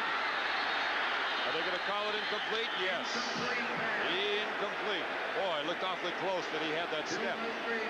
Very nice throw. There's that seam route we talked about. Gets a step on the linebacker, does Jeff Thomason. Musgrave again. Just enough float on the ball to get it over Hoffman's head. Dana Hall comes in. I'm not sure that's not a catch and a fumble. The official that made that call had the same angle as our camera did, had his back to the play.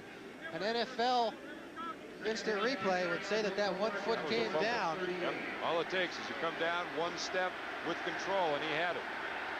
2nd down and 10. Here come the Huskies. Good pressure by Dave Hoffman, the inside linebacker, and Musgrave simply had to unload before he wanted to. Hoffman not known as a great athlete, more of a, I'm going to stay here and play real solid. Makes a nice play there, hurdles the couple of down linemen in a pile on the ground. Hoffman, after his first sack of the year, puts enough pressure on Musgrave that he has to unload it. 52 seconds remaining here in the first half. See, Dave Hoffman makes a nice jump over the back, coming up to try and cut him, and delivers the blow on Musgrave. 3rd down and 10, wide receiver, 1 on each side. Here comes the pressure. They get it over to Jones. And is down to the 29-yard line. Short, I believe, of the first down by about a yard. Clock still running, 40 seconds and running. Steve Hempman on the stop. And the clock is now stopped. Oregon calls its 2nd timeout of the half with 38 seconds remaining. And the ball being marked on the 20, well, let's call it just inside the 30-yard line. So it's 4th and 2. Here's a look at Jeff Thomason on the sidelines. Came into this game doubtful that he was going to see much time. Has a hip pointer that's been bothering him all year. Doesn't practice other than Fridays. Comes out and plays on Saturdays. Had 24 receptions, more than anybody else on the Oregon team. They're going to have the whole team sit out all week, play on Fridays and Saturdays. Oregon is going to attempt a field goal as Greg McCallum, number 9, comes out here. And he will be attempting, looks like a 47-yard field goal to the right side of the field, just inside the hash mark. This is an example of what I talked about on the Huskies offense in the last series. The ball on the 37-yard line prior to this play. If you're not going to get the first down, at least get enough yards to try a field goal. 47-yarder here from McCallum, 5 of 6 coming into this game. And 1 for 1 from 40 to 49 yards. So this is well within his range. From 47, he got it. Not a lot of change, but he paid for it. So a 47-yard boot by Greg McCallum, who is just a junior. And the Ducks move within 4 at 14 to 10 with 32 seconds remaining in the 2nd quarter. Greg McCallum used to kicking in Seattle wearing green and gold. He's a Roosevelt Rough Rider from just up the street. The Teddy. In the University District.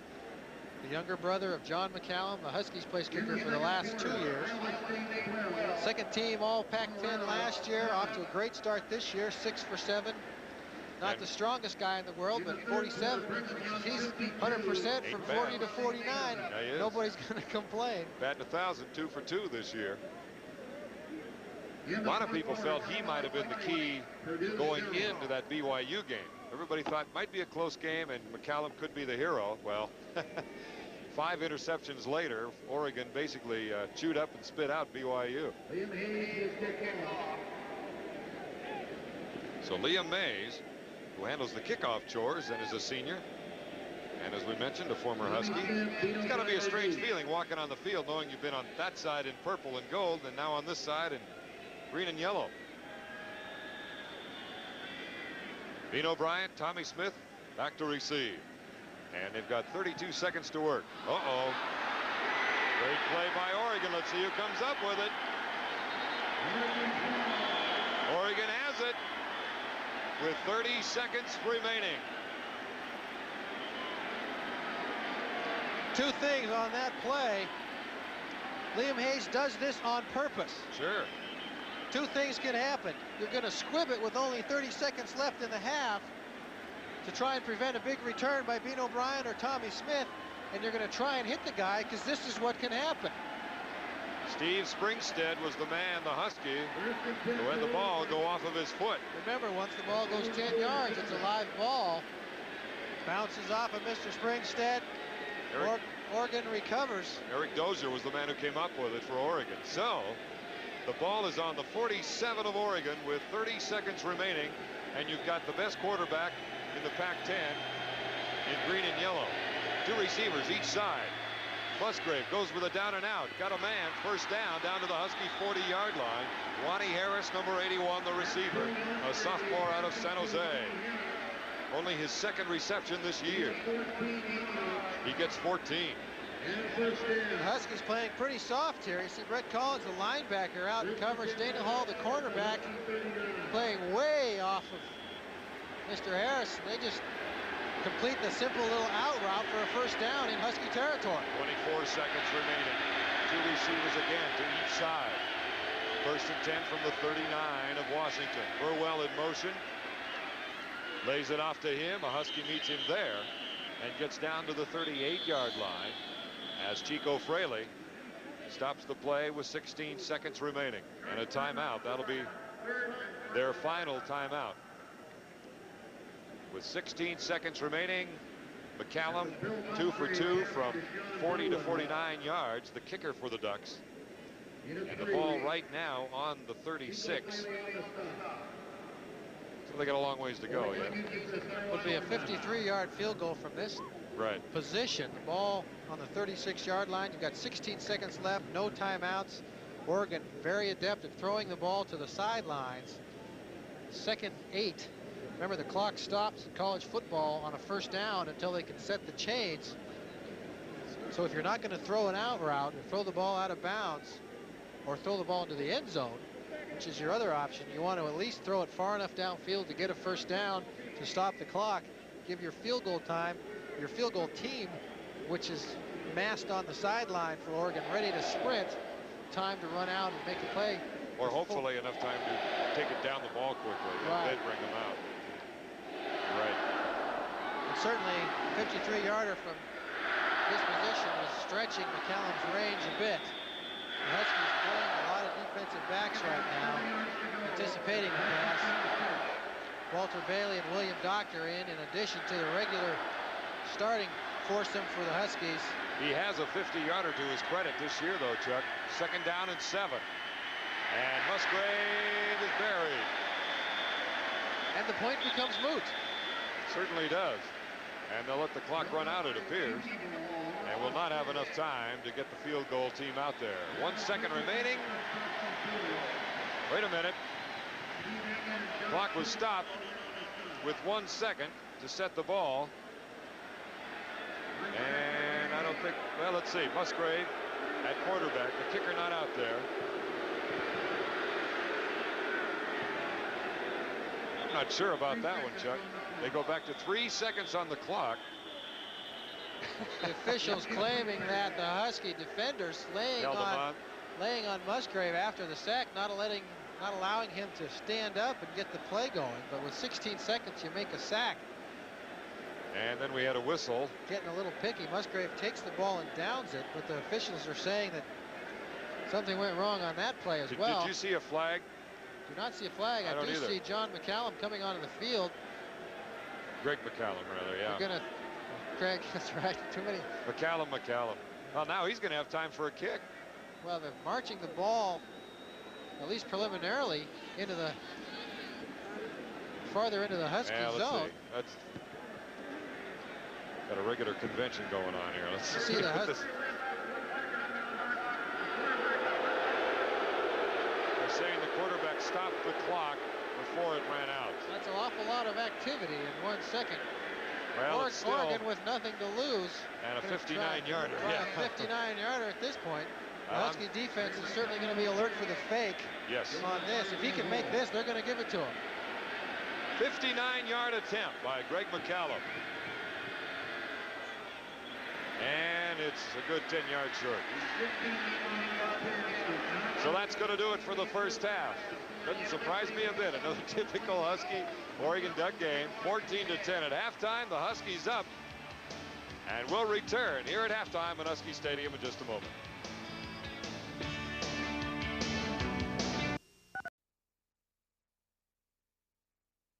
Touchdowns.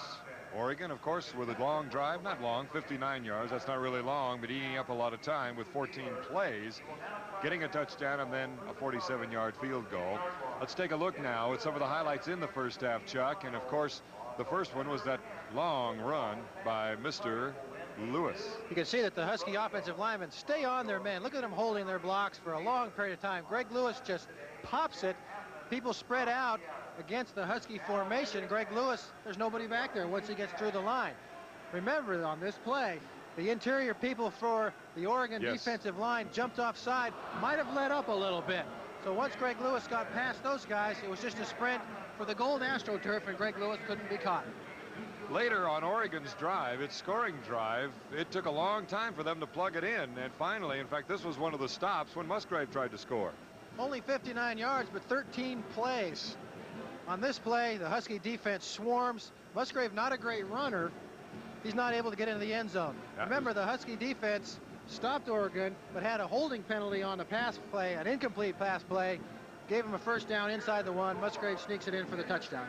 Here's Brunell for Washington's second touchdown. Looked like a little quarterback draw, then he went outside. His big asset is his speed. He's averaging 45 yards a game running. He scored, I think, 4 rushing touchdowns. This might be his 5th. Here he is, just using his speed. He outruns Batista and Farwell. Look at Darrell Smith. By the time he turns around out of coverage of Mario Bailey, Brunell is sliding in behind him. Greg McCallum is now 2 for 2 with field goals from 40 to 49 yards. This one today against Washington was for 47 yards. And that's how we came up with our score of 14-10 in the first half. No real surprises in terms of how these teams play. We knew it would be a close game. Little surprise at the long run by Greg Lewis, and that accounts for many of the yards rushing for Washington at 93 to Oregon's 39. First downs, Oregon with several more now at this stage, 5 more. Yards passing, we expect that from Bill Musgrave against Brunell, who is not known as, that's not the threat for Washington. It's on the ground. They're #1 in the Pac-10 when it comes to rushing. And as you see, 2 turnovers, one of those an interception by Eric Briscoe resulting in a touchdown. The other turnover, the interception by Dana Hall. And time of possession has belonged to Oregon by almost 5 minutes. I didn't even realize that, Chuck. I think one of the things that happened is Washington got their touchdown so quickly after the interception that they didn't get any time to rack up any time of possessions. Certainly no surprises in those halftime statistics. Washington wants to run the ball. Oregon, although they have successfully run the ball at times this year, they want to throw it. This may be a key as we throw it to a break in just a moment, but Oregon is being held to 1.6 yards per rush. Washington is gaining 5.5 yards per rush. Whether that will be a telling factor in the second half, we'll find out. And we'll have that for you in just a minute here on Prime Sports Northwest. At halftime, it's Washington leading Oregon by the score of 14-10.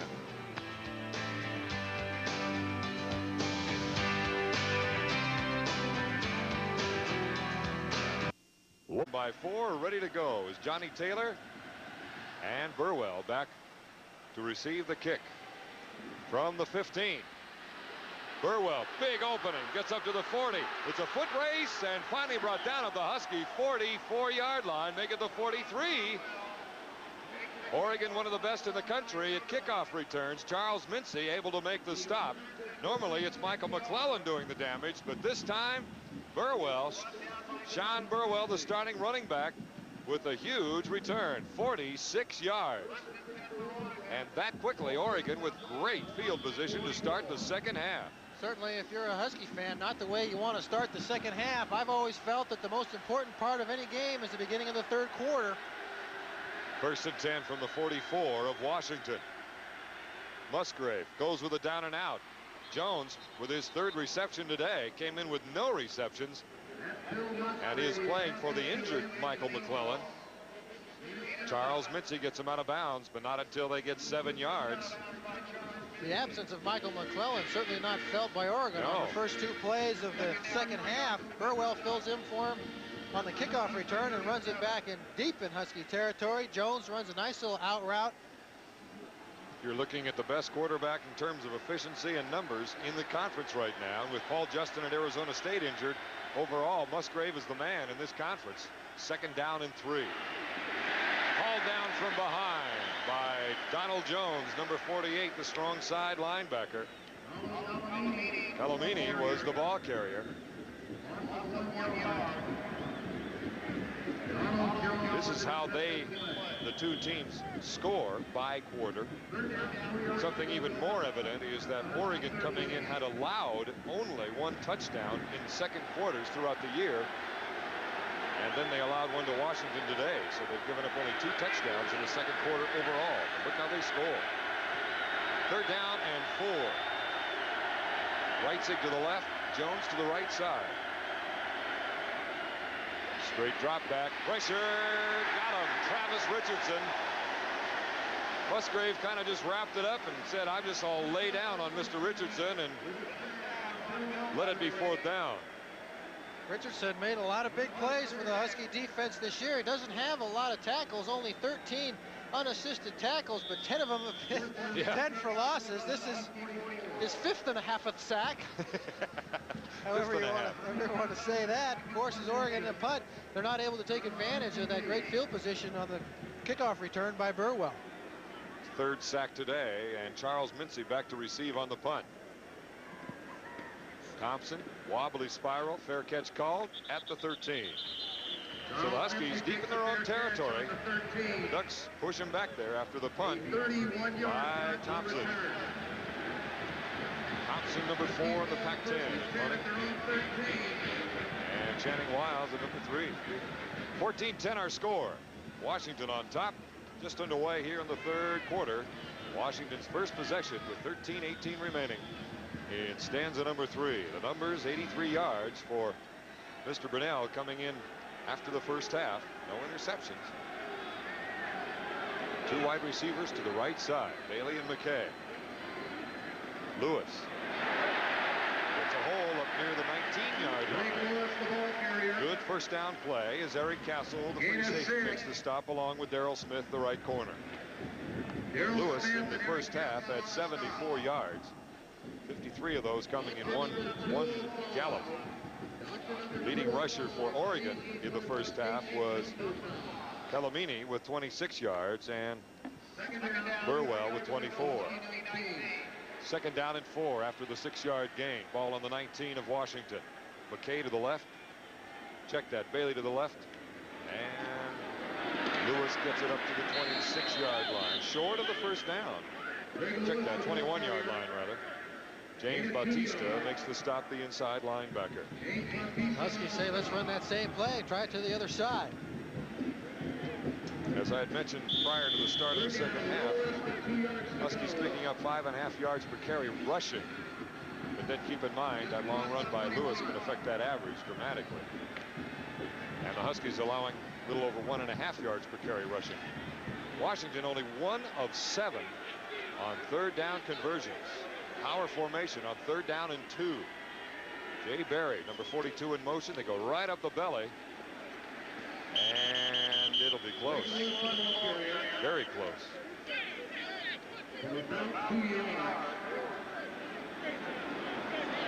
And looks like he's going to be well short.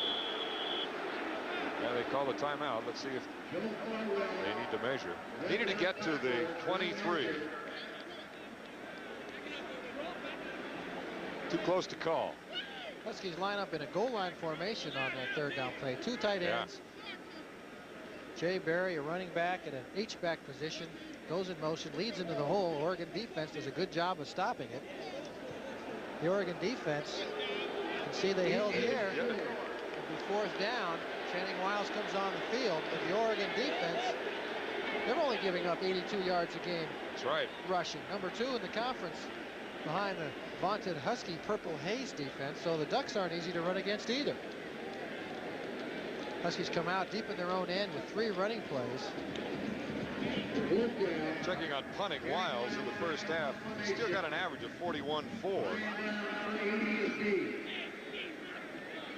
Had a couple of nice bounces to get over Yeah, he did. 41. Had a 45-yarder that rolled for 15. Brian Brown back to receive Wiles' punt. Brown, the backup. With a low, wobbly punt. And an Oregon bounce. And the ball only gets to midfield. So Channing Wiles really struggling. 27-yard punt there by Channing. Certainly not what we're used to seeing from Channing Wiles, and certainly not a good time to go into this mini slump. Oof, Three low, bad punts in a row. That one takes a bad Husky bounce, and Oregon starting at the Husky 49-yard line. Great field position for Oregon. And how many times have we talked about the kicking game and field position being critically important in this game? Wide receivers to both sides. 1st and 10 from the 49 of the Huskies as McClellan goes in motion. Burwell, good bounce thanks to the carpet. As Dave Hoffman was in there to meet him. Musgrave with the reverse pitch. Ball right there in Burwell's hands. He's looking upfield before the ball gets there. Nice play by the Husky defense to pursue. That puts it back into Oregon territory, back just outside the 44, so a loss of 6. 2nd down and 16. So McClellan back into the game. Looks like he's got some tape around the right knee as you see Chico Fraley is left or wide to the left.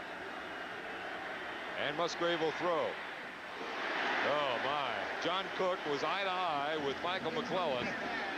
And in that case, how do you concentrate on a football coming at you? You can bet that McClellan's eyes were about as big as they're going to get. Oregon likes to run that little delay route. They let people go downfield and run to the outside and then bring that wide receiver back underneath on almost a little delayed screen type of action. McClellan was looking at 273 pounds running full speed right at him. McClellan says, I'm not used to looking at those 90 numbers when I'm running my route. Something's not right here. I've already blown out a knee. I don't need to lose my head. You got those short little alligator arms that couldn't reach out and get it. 3rd down and 16 with 2 receivers left side. Here come the Huskies. Good pressure by the Dogs. And it'll be 4th down. Little looping on the part of John Cook. Came in from the right and put on the heat. Husky defense played well that series. So Bino Bryant will go back to receive the punt by Thompson. Bino would like nothing better than to return the favor of a long kick return, get some field position back for the Huskies. Go ahead, I'm sorry, Thompson and his mates have been covering awfully well other than the one long one. Bino wants to score 6. Pretty good rush. No flag. Bryant, fair catch at the 20. So the Huskies not with the greatest field position so far in the 3rd quarter.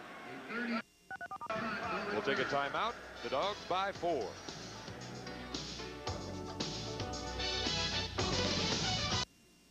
Quarter. Don Poyer with Chuck Nelson. It is 1st and 10 after the Oregon punt. Lewis goes in motion with 2 receivers on the left side. Grinnell wants to throw now, just trying to find some running room, and good pursuit. Good job by Oregon as he barely gets back to the line of scrimmage. May have lost. James Bautista, the inside linebacker with Andy Connor, number 47, getting in there first. Got a Husky that's down. Is that hard to tell if that's a lineman or a wide receiver? You can see the big crowd in the Husky offensive backfield. Mark's got no place to go with 3 people out in the pattern and man-to-man coverage against them. Good job by the Oregon defensive backs. Darius Turner gets caught up in the wash as Grinnell is shifting from side to side. That's his down, Looks like he's got a need for some medical attention. The backup to Darius Turner is number 22, Matt Jones, the redshirt freshman out of Portland. This program is authorized under television rights granted by the University of Washington solely for the entertainment of our audience. Any publication, reproduction, rebroadcast, or other use of the pictures, descriptions, and accounts of this game without the express written consent of Prime Sports Northwest is prohibited. And Matt Jones indeed comes into the ball game, number 22, and he will be the fullback, lined up in front of Greg Lewis, the tailback. Second down and 10 with two of the wide receivers on the left side. On the rollout, Brunell. Nothing there. Nothing there. Keep in mind, too, by this time of the year, you've seen so much film of these teams that it's a little tougher to come up with the trickery. And Oregon, which has known this program so long, you're going to see coverage like this. You're not going to fool anybody, that's for sure. Mario Bailey sets in here and just stands behind Daryl Smith. His objective on this play was to run inside and try and occupy somebody and have McKay get open outside it. But once Brunell clears, Mario's got to move around a little bit, try and give Mark somebody to throw it to. Three wide receivers to the right. Curtis Gaspard in there for Joe Kralik on third down and long. And a sack. Andy Connor, number 47, is there. And Oregon's playing good football. Number 99, Jeff Cummins, also the right defensive tackle, along with Connor, 47. That is the first sack today. Officially, they put a lot of heat on it. See, Mark goes back, no place to go. A lot of substitutes in for the Huskies. Malamala is still out of the game, so you've got a backup right tackle in the game for him. Adam Cooney going to see some time out there. Pete Caligas, but Channing Wiles with a chance to really contribute to a Husky effort here. He's got to come back from his bad efforts earlier. From out of the end zone. Wiles, much better punt this time. Nose coming over. Back to Brown on his 36. Boom. Down the 41-yard line. Mark Jones, 43. And they'll mark the ball at the 42. Mark Jones along with Mark Kilpack. Mark Kilpack is the long snapper. Now, Chuck, here's something for you, Chuck. Excuse me. Start the last two Oregon possessions started on the Husky 44 and on the 49. This time it's on the Oregon 42, but great places to start your drives for Oregon here in the third quarter. You've got an offense as potent as theirs. If you're going to keep starting in Husky territory, the dam is going to crack sooner or later. First and 10 from the 42. Three wide receivers. Good defense that time by Brett Collins. Juan Shedrick was the ball carrier, number 24, the man playing with the bad ankle.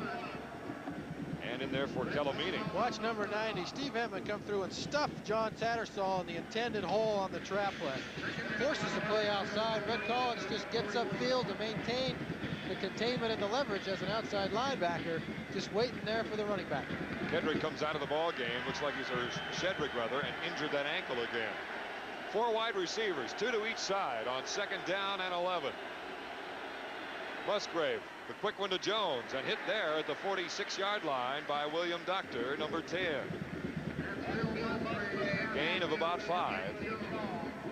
Rich Brooks is giving the what for to the referee on the sideline. Not sure what that's all about. Jones has been a busy man this afternoon. McClellan has come back and seen some time at wide receiver since he suffered that injury to his knee, but Jones playing so well, why take a chance to get McClellan hurt anymore? He's been the open man. Third down and 5 from the 47.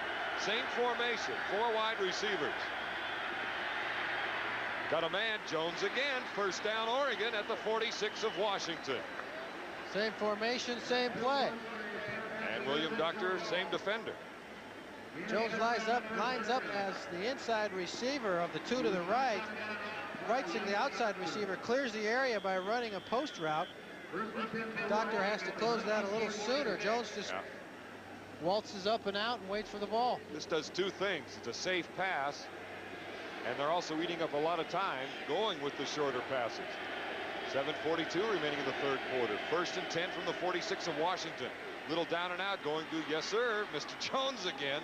And he is down to the 40-yard line of Washington. Charles Mincy, the other corner on the stop.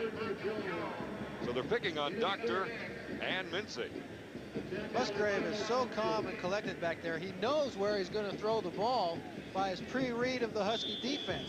He knows he's going to throw it to the left side, but he takes the snap, sets it up, and gives his receiver on the left time to run that out route. Musgrave just looks a little bit to the right, makes the throw to the left. And it doesn't take a PhD to realize they're setting up with these down and outs. It makes a corner start thinking, well, sooner or later they're going to go deep, but I can't get any tighter. Second down and 3. Throws again, incomplete. That one intended for Sean Burwell. But if you're a cornerback and they keep picking away, you say, yeah, I want to go up, but I know they're trying to set me up. You don't want to be too aggressive because you're going to give up a big play if they do decide to run the out and up. And when you've got a 4-point lead, the one thing you don't want to do is get burned on a bomb. The Huskies have suffered that syndrome earlier this year, giving up some big plays. Third down and 3 from the Washington 39. Only one wide receiver, that's to the right side, and that's Wrighton. Here comes Jones. From the Huskies, 2. Fumble, let's see what happens. It's still a loose ball. Brett Collins, no. Oregon got it. Flag is down. In the backfield, possibly a hold by Oregon. My goodness. Now, let's see, they're saying Washington ball, yes. An Oregon player landed on the ball, and so that tells you what was going on in the bottom of the pile. Let's see what the penalty is.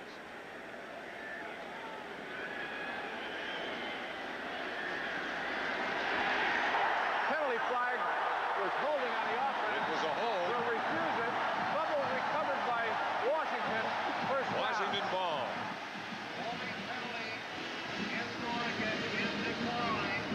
Musgrave rolled to the right to try and avoid the pressure. You can see Entman just get hauled down. That's where your flag comes. Then you see the ball comes out. Good pressure finally from the Huskies.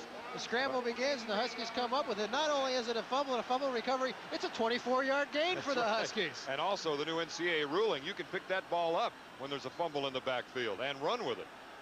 First and 10 now from the 37 of Oregon. Lewis gets away from a couple of people and fights to get maybe 2 yards as Matt Labonte, number 90, had a bounty out on Lewis. A man with 8 tackles for losses this year coming in against Washington. And when you've got the 2 best defenses in the Pac-10 going against each other's offense, you're going to see a lot of plays like that, and we have. 14-10 is no surprise. That play set up when Peter Brantley gets upfield.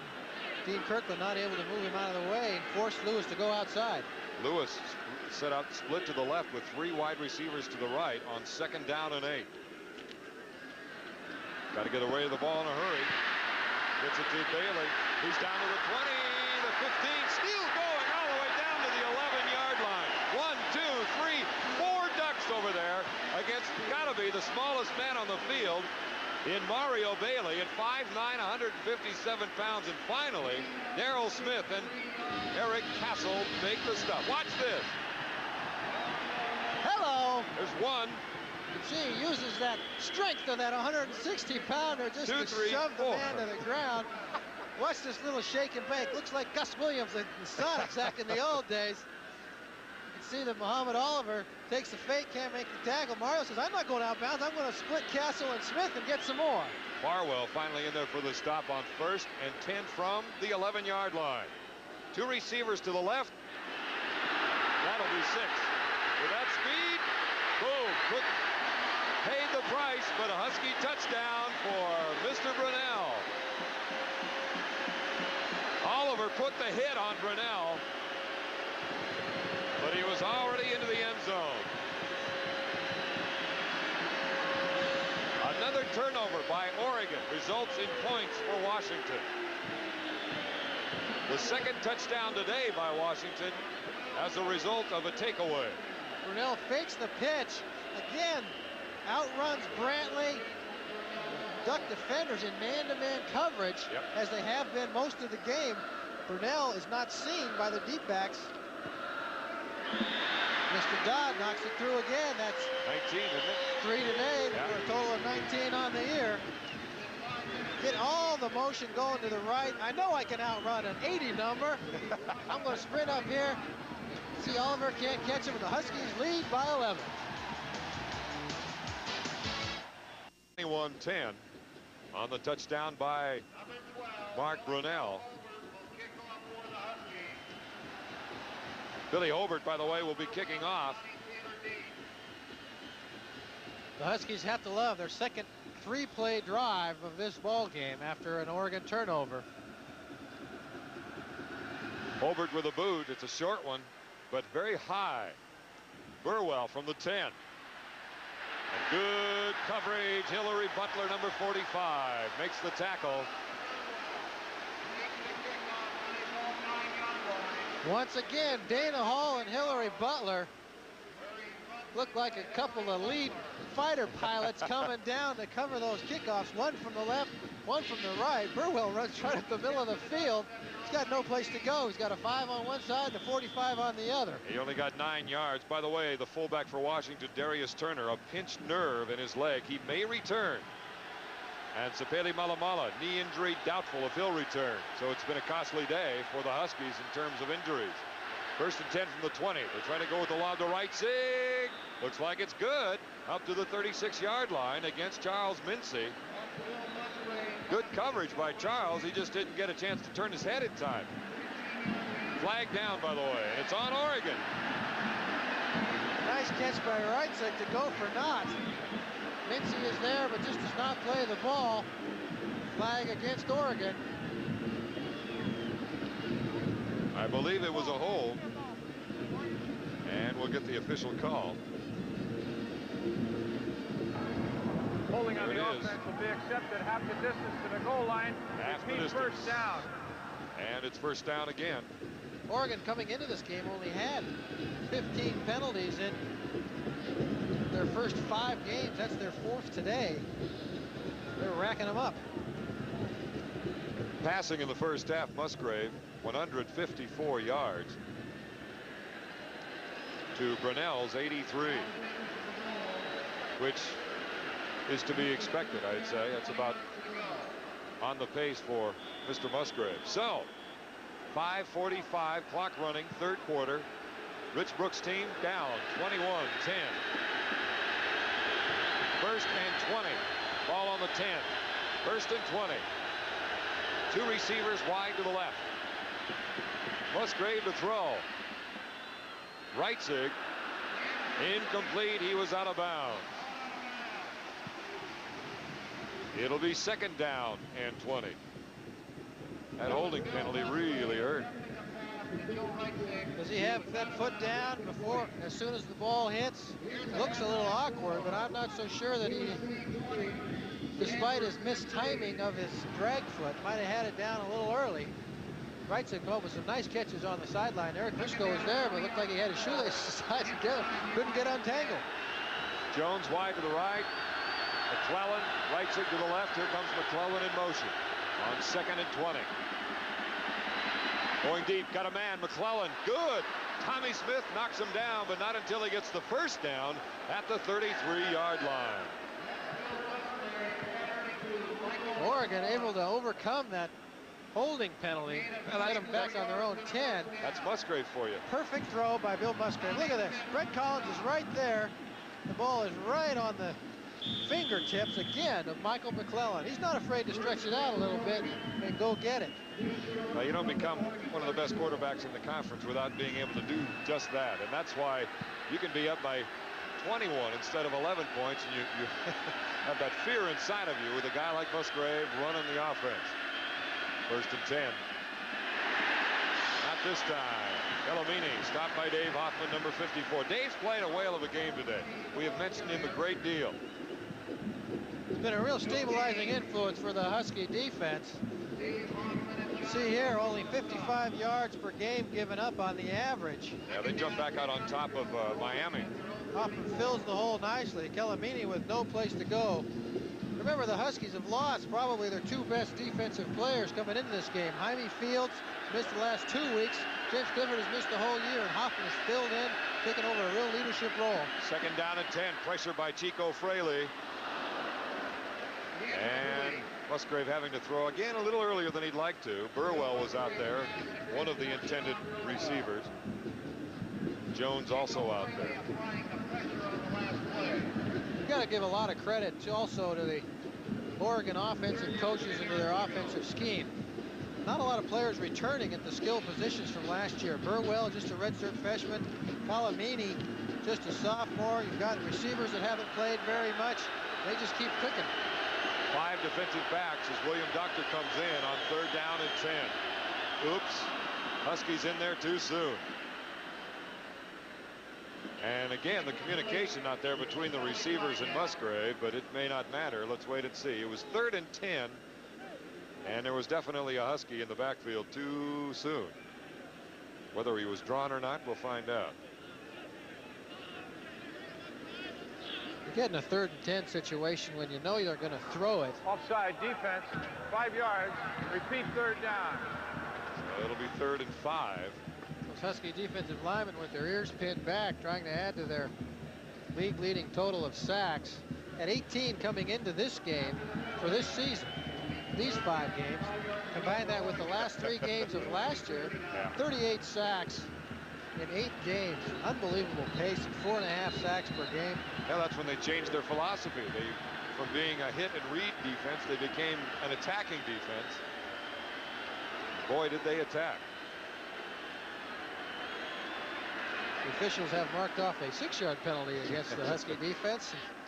Moving back a yard. Bill Musgrave looking for the signals from the Oregon sideline. We face a 3rd and 5 after the offside penalty. Oregon came into this one at 4-1. Their one loss, their only conference game, that loss in the final seconds to Arizona when Musgrave was stopped at the goal line on the last play on 4th down. 3rd down and 5 now with those double wide receivers on each side. Wants to go deep. Got a man. Dana Hall defending. And good position by Dana. Intended receiver, Joe Reitzig. Dana Hall, just a junior. See Dana Hall right on the hip. Number 81, Ronald Harris, makes a nice play. If one man has a chance at that ball, it's Dana Hall. Dana's been burned a couple of times this year on the big play deep. Not to be here. Nice play and a big play by the Husky defense. Harris, the intended receiver, rather than Reitzig. And Tommy Thompson now with his 7th punt for the day. Dino Bryant back to receive on his 19. Deep and to the 14. Dino just about able to spring away. In this case, it's the safety, Eric Castle, on the tackle. So for the Huskies, they have 3 minutes and 55 seconds to work with here in the 3rd quarter. And the ball on the 21-yard line of Washington. Castle, a sophomore out of Lebanon, Oregon, not that far from Eugene, has 1 interception to his credit this year. And as Chuck referred earlier, 35 total tackles. 47-yard punt and a 7-yard return. And now with that 21-10 lead here in the 3rd quarter, the Huskies come out with Orlando McKay wide to the left side and Bailey to the right. Matt Jones is the fullback, number 22, for the injured Darius Turner. Lewis springs one, gets in the open field. Now it's a foot race up to midfield and finally pulled down at the 46-yard line of Oregon. Number 11, Muhammad Oliver, the left corner, able to run him down. That should put Lewis over the century mark for the day. See, again, he just makes a nice read, gets in the crowd, and makes a cut. Mario Bailey with a nice block on Oliver. In order to spring a big running play, your wide receivers have got to make some blocks downfield. Oliver runs him down. If you keep running that horse long enough, he's going to break another one. See Lewis with 118 on the day. He's over. That's his 11th. Brunel wants to throw. Got people behind him, and he'll be pulled down from behind. And it was, guess who? Yeah, Matt Labonte again.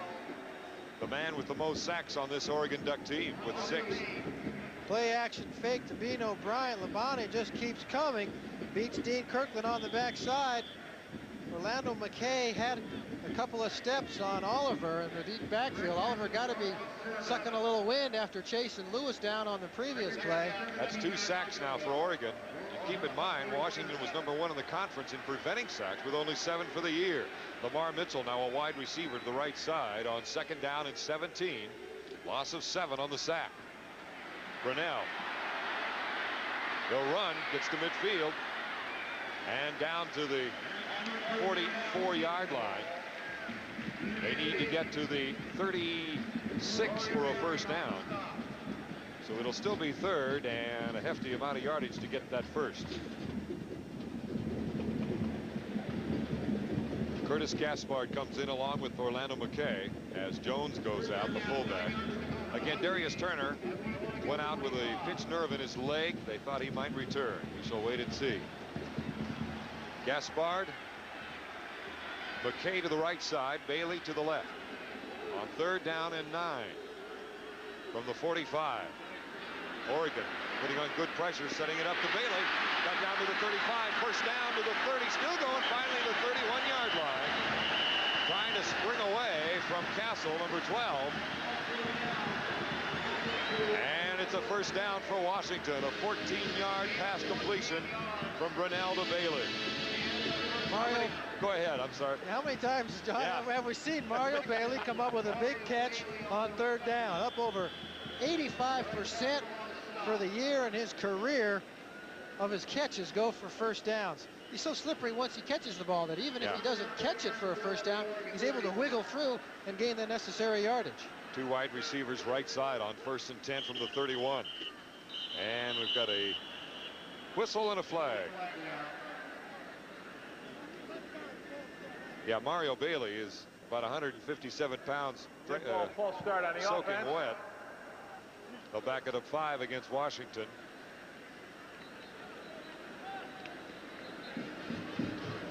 Donald Jones, fullback, back in there again. The Husky offensive line doing a good job on this drive, other than the 1 sack on Brunell. A little shuffling going on with Mala out of the game. Lincoln Kennedy goes from weak guard to strong tackle alongside Dean Kirkland. Rick Schulberg, the previous starter at that weak guard position, takes over there. So the Huskies, trying to get their best offensive linemen on the field, have to move some people around. 1st and 15 now from the 36. Quick down and out, Bailey down to the 30-yard line. So they got their 5 yards back as Darrell Smith laid it on Mario. Looking at Greg Lewis and his numbers, he is number 6. Well, let's look at the replay first. Another nicely thrown ball by Mark Brunell. You can see the ball is there. Mario's 5'11", and the ball hits him right in the shoulder. Yeah. Mark settling down a little bit. They're also doing a good job of giving him routes to throw that are not so far downfield. Let's just let him throw it to some purple guys and see what we can do with it. 6 receptions for Mario today. 2nd down and 9. Lewis squirts through for a couple of yards down to about the 28-yard line. Need to get to the 21 for a first down. This quarter just about history, only 36 seconds and counting. Jeff Cummins along with Joe Farwell on the tackle for the Ducks. Lewis came in needing 257 yards to become the number 5 all-time rushing leader in Washington. Number 5 currently is Jock Robinson.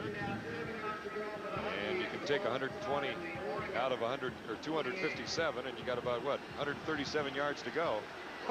And I wasn't even a math major. 6 seconds remaining in the 3rd quarter. 3rd down and 7, 3 receivers right. Setting up the screen to Lewis. He's all alone. Down to the 20, the 15, the 10. Flag down as he scores. Let's wait and see what it's all about. Flag down back at the 20.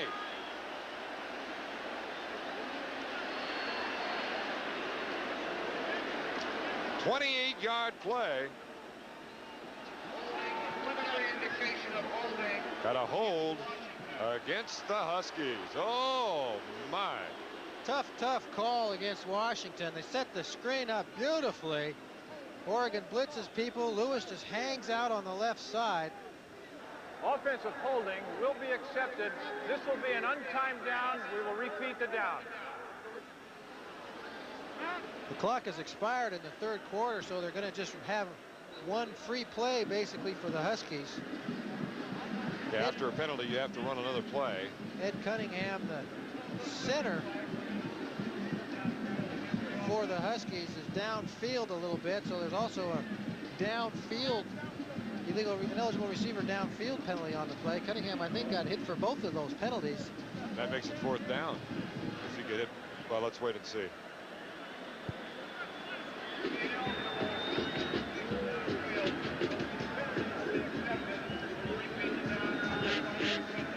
So they will repeat the down.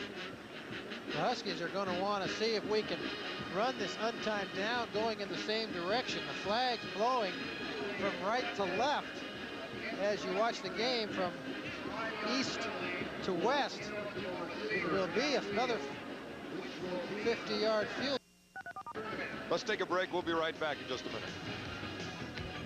After the double penalty by Washington, one was a holding, the other was illegal receiver downfield.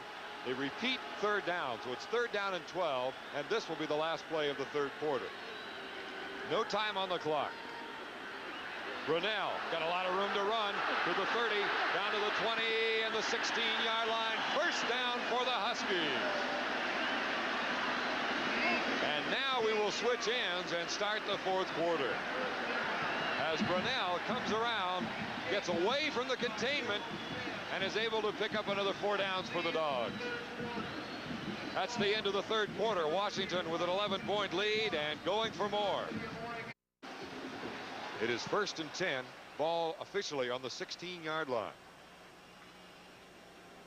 Lewis slices his way down near the 13-yard line. Good 1st down play as Gary Williams, a backup nose guard, makes the stop. Marcus Woods was injured earlier, the normal starting nose tackle for Oregon. And Williams out of Fresno, a pure freshman, 6'2", 250 pounds. So it's 2nd down and 6 after the gain of 4. Ball on the 12-yard line. There he is, number 54. Gary Williams getting his first taste of major college football. Bailey is to the left. Looking for the option. Brunell holds on, gets to the 10. And if the Huskies score here, we're going to see vintage Don James football. Jeff Cummins on the tackle. And that is conservative, don't make mistakes offense, and put your defense to work. The Huskies would love to get a touchdown here. A field goal only puts them up by 14. 2 Oregon touchdowns can tie the game. A 2-point conversion on one of those can put the Ducks ahead, but a touchdown forces Oregon to score 3 times in the 4th quarter. Huskies 3 for 11 on 3rd down conversions. McKay and Bailey are wide to the right. Still with it is Brunell. Look out. Got away from Connor. Got a man? No. Boy, he was well covered. I don't even know why he threw it. Incomplete. Mark Kilpack, previous to being well covered, was wide open, standing on McKay and Huskies. That's the man you were pointing at? Brunell, so concerned with the backside rush, cannot turn that left hand around. You see here that Connor gets upfield. Mark cannot get the ball to Kilpack. Tries to just throw it out, let somebody make a play. Kilpack there tries to make a defensive play. Mike Dodd has to come on to try and give the Huskies a 14-point lead. This punt will be from the 13, so call it a 23-yarder, almost straight away.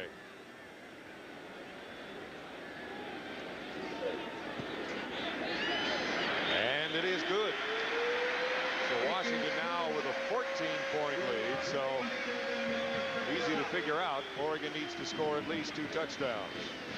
Timeout here on the field at Husky Stadium with 13:30 remaining. 4th quarter, excuse me. Again, trying to get a little more time for the coverage, get it deeper and higher. Chuck Nelson, good to have you with us this afternoon at Husky Stadium. Don Poyer with Mr. Nelson, the All-American, I know, sidekick. I can't say that. Use it anyway. Just looking at some of the stats. Net 2 yards rushing now for Oregon in this ball game through the 3rd quarter. So that defense is shutting the door again. But Bill Musgrave is so good at quarterback, he can do a lot of damage. Here's Burwell from the 20. Pops another one. It's the kicker. Holbert tries to run him down, and finally Charles Mitzi, number 1, Are they calling it a fumble? Yes, they are. And the ball goes all the way to the Husky 40-yard line.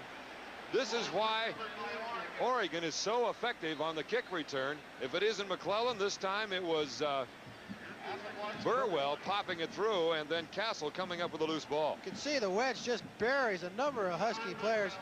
Hobart there as the kickoff man. Mincy comes out of nowhere, nails Burwell. William Doctor with the shot at the ball. Eric Castle, free safety on the kickoff return team, is able to come up with it. Oregon has got great field position off their kickoff return team. They have to take advantage of it here and get back in the game with only 13 minutes to go. Wide receivers to both sides. They go with the sweep. Burwell, nothing doing. Great penetration by Brett Collins, and then Chico Fraley came in for the tackle. Nice job of shutting it down from the outside by Collins. They lose 3, so it'll be 2nd down and 13. Calamini, well, he was headed out of the game. Now he's coming back in. It's a great example of how an aggressive defense can be effective against the run as well as effective against the pass. Collins so far upfield that Calamini has no time to set anybody up. Yeah. And then all he can do is get out of the way of Collins, and there's Chico Fraley. 2nd down and 13 with 2 wide receivers to the left. 1 to the right. That's Jones. Looks left, trying to go with a little lob to Reitzig. Intercepted, of course, by Dana Hall, but he was out of bounds. Total yards rushing for Oregon at this point, net yards rushing, -1 yard. Oof. That stat includes the fumble by Musgrave and a 24-yard loss when the Huskies recovered that play. The Husky defensive backs, particularly the cornerbacks, Charles Mincy and Dana Hall, have recovered very well from some shaky early play. Covered one-on-one extremely well. When you're so aggressive up front, see Hall making the play. Hey, look at that foot inbounds. That's an interception. Look at that foot inbounds. Well, they see those game films tomorrow. 3rd down and 13 for Oregon. Double receivers, both sides. Got a flag down, and it may have been motion on Oregon. Let's wait and see. Looked like a case there where everybody on Oregon knew the snap count except for the center. The whole offense moving, and the ball not in Musgrave's hands yet. I go back to that -1 yard net rushing. Dead ball, false start offense. It's still 3rd down. A -1 yard net rushing for Oregon. They're the number 3 rushing team in the conference behind Washington and Oregon. Over 200 yards. That isn't chopped liver that they're stopping today. No, that's a powerful offense in every phase. They're averaging 206 yards per game on the ground. Right. And you see what Musgrave has done with Fouts and Mr. Miller and company. A lot of great ones have come out of Oregon. They're down in 18. Musgrave trying to go evidently to Harris, number 81. And the coverage was very good on the part of the Huskies. There was not, looking at the entire field, a single white jersey that was open. 6 defensive backs in it for the Huskies on that play, and it paid off. Musgrave throws the ball to the ground again. Don James has put Charles Mincy back on his own 13 to receive the punt. Interesting how it's, I'm wondering if Bino is hurt. Must be shaken up a little bit. When you've got a weapon like Bino Bryant on the punt return, you're going to get him in there. Thompson punt. Spiral. Looks like it'll go into the end zone, and it does. By the way, 3 possessions have started in Husky territory for Oregon, and all 3 golden opportunities have resulted in punts. Especially this last one after the fumble on the kickoff return. They started on the Husky 20. We'll be back.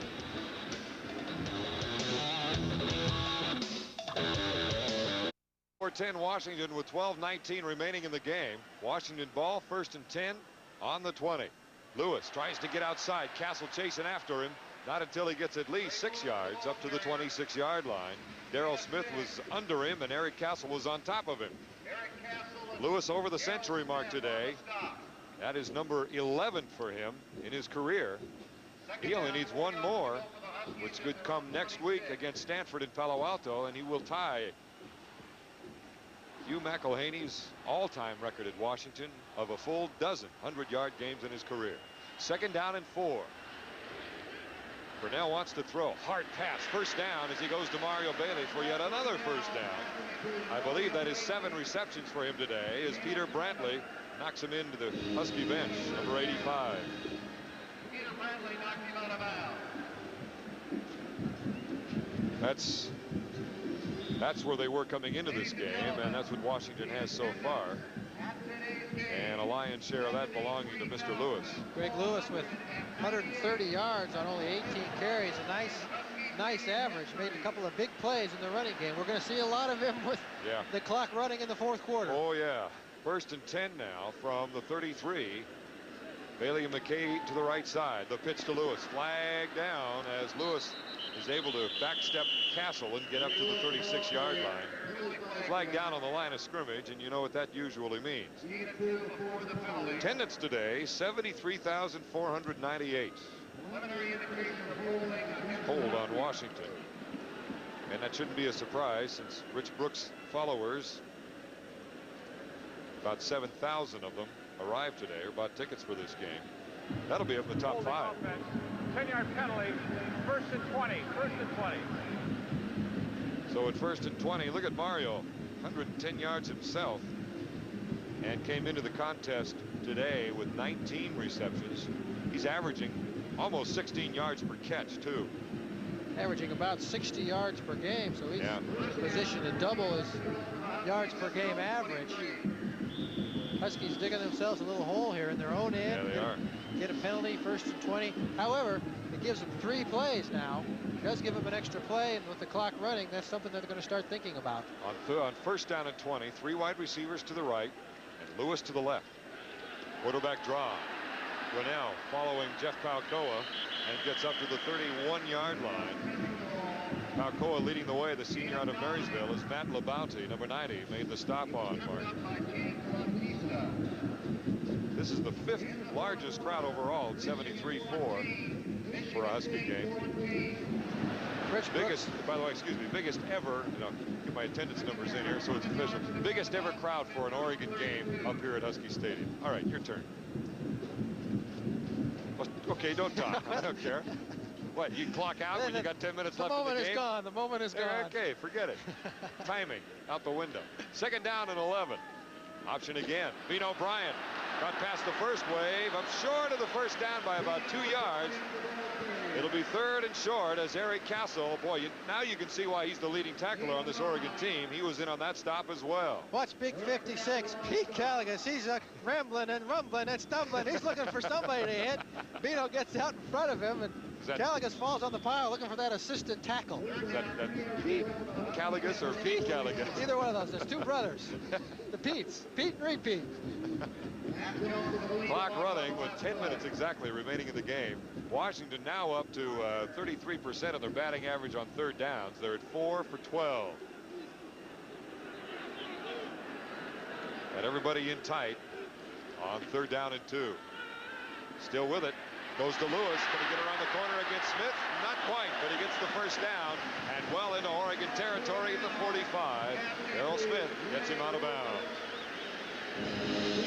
Got to be impressed with Greg Lewis. He can catch the ball. We know he can run with it, and he picks up another 14 yards there. He's having another big day. Nice throw by Mark Grinnell, rolling to his left. He's more effective that way. Lewis gets out of the backfield. He's averaging almost 3 receptions per game, so he is able to catch the ball. He's had some big plays in the passing department. And had 159 yards rushing last week against ASU. It's 1st and 10 from the Oregon 45. Washington wanting to go for the juggler. McKay, touchdown Washington.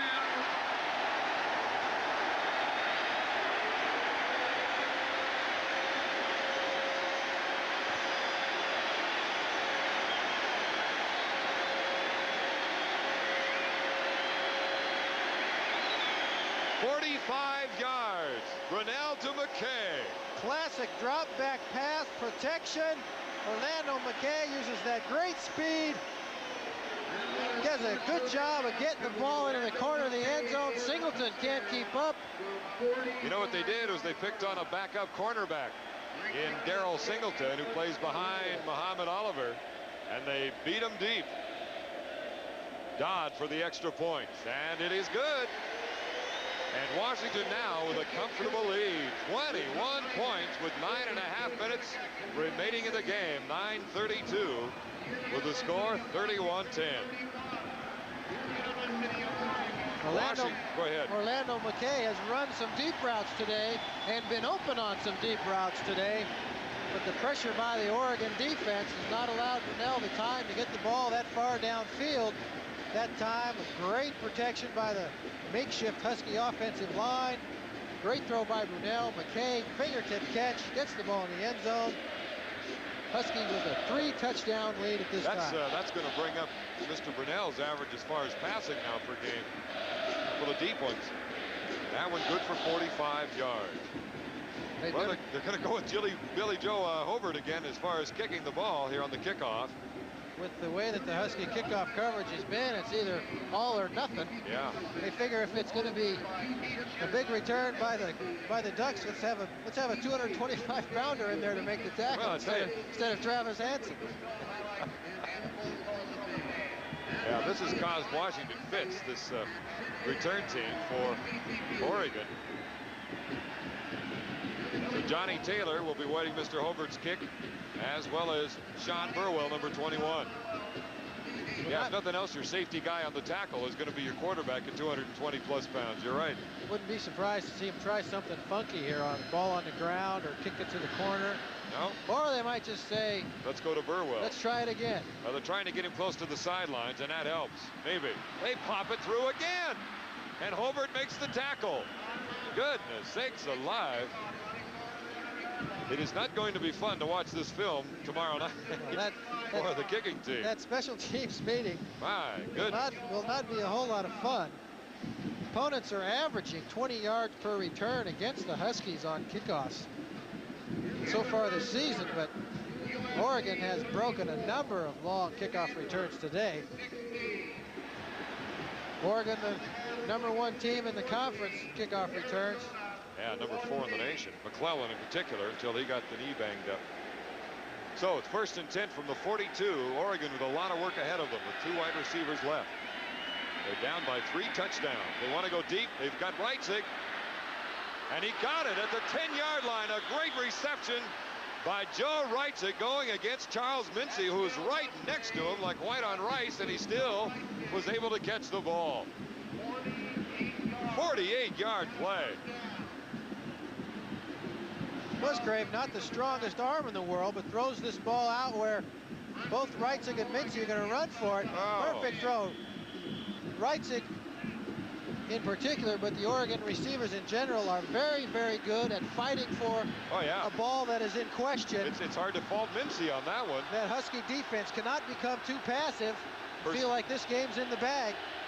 1st and 10, and they're from the 10. Burwell tries to get around the corner, can't do it. Knocked out of bounds, and let's see, they'll mark it at the 9-yard line as Brett Collins was going in on the kill. They gave him 1 yard. They're down to the 9. They're in a world of hurts, though, in terms of they were right at the 10, so I don't believe they can get a 1st down. They cannot. It's 2nd and goal from the 9. I'm reminded of when I was playing in Washington. We played Stanford. When John Elway was in Stanford, you could never be too far ahead because they could score at any time. Lots of time remaining, almost 9 minutes. 2nd and goal from the 9. Jones to the right side. They go to Burwell. Comes right up the gut. Touchdown, Oregon. That quickly, and all of a sudden they're right back in it. A 9-yard scoring run by Sean Burwell. And it is 31-16. Nice little draw play on 2nd and goal. You can see that Burwell gets the ball, buys some time in the backfield. Collinsworth pulls. And Briscoe was buried by a pulling lineman. Through the hole and just buries some people. Oregon certainly showing a lot of spirit, not giving up. Greg McCallum back to kick. And it's good. So it's 31-17. And my, doesn't that 45-yard pass play to Orlando McKay look awfully important now? Otherwise, the complexion of this game would be dramatically different. With almost 9 minutes remaining in the game, and Oregon only 2 scores down, 2 touchdowns down. With 9 minutes to go and only 2 touchdowns down, and a quarterback like Bill Musgrave, I'm going to give my defense a chance to show me what they're worth too. The Oregon defense here, That's true. has their chance to stuff them and get the ball back in good field position. The Huskies are ready for the onside kick with 9 men up. Yeah, and they're all receivers or running backs. So you've got what you hope are your soft hands up front. Liam Hayes is the man of the hour right now, the kicker. And let's see what they do. Evidently, Rich Brooks doesn't want to see what his defense is made of right now. He wants the ball back. No, you're right, Mr. Nelson. Ball goes deep over Bean O'Brien's head and into the end zone and out of bounds. So Washington will get it on the 20. Good, cautious move by the Huskies, though, of getting those soft hands in there in case there was an onside attempt. Greg Lewis now over 130 yards, 1 touchdown. Overall rushing overwhelmingly to the Huskies side. All 9 of those Oregon net yards coming on the touchdown play. Right. By Burwell. The Husky defense increasing their Pac-10 leading sack total to 22. Oregon said we cannot afford to turn the ball over coming into this game. They've had 3 big ones today, and the Huskies have capitalized on all of them, at least the 2 of them. 2 of them for sure, yeah. 1st and 10 now for Washington as Mr. Lewis will get a big workout. Here he goes again. Springs loose for at least 6 yards. Greg is so fun to watch. He glides, he can accelerate, he can give you the limp leg and then spring away from you. He's so patient. Yes. Yet while he's being patient, he's moving full speed and is able to make a cut. He still reminds me a lot of Kurt Warner back in his greatest years as both at Penn State and for the Seahawks. You can see Lewis's numbers coming into the game.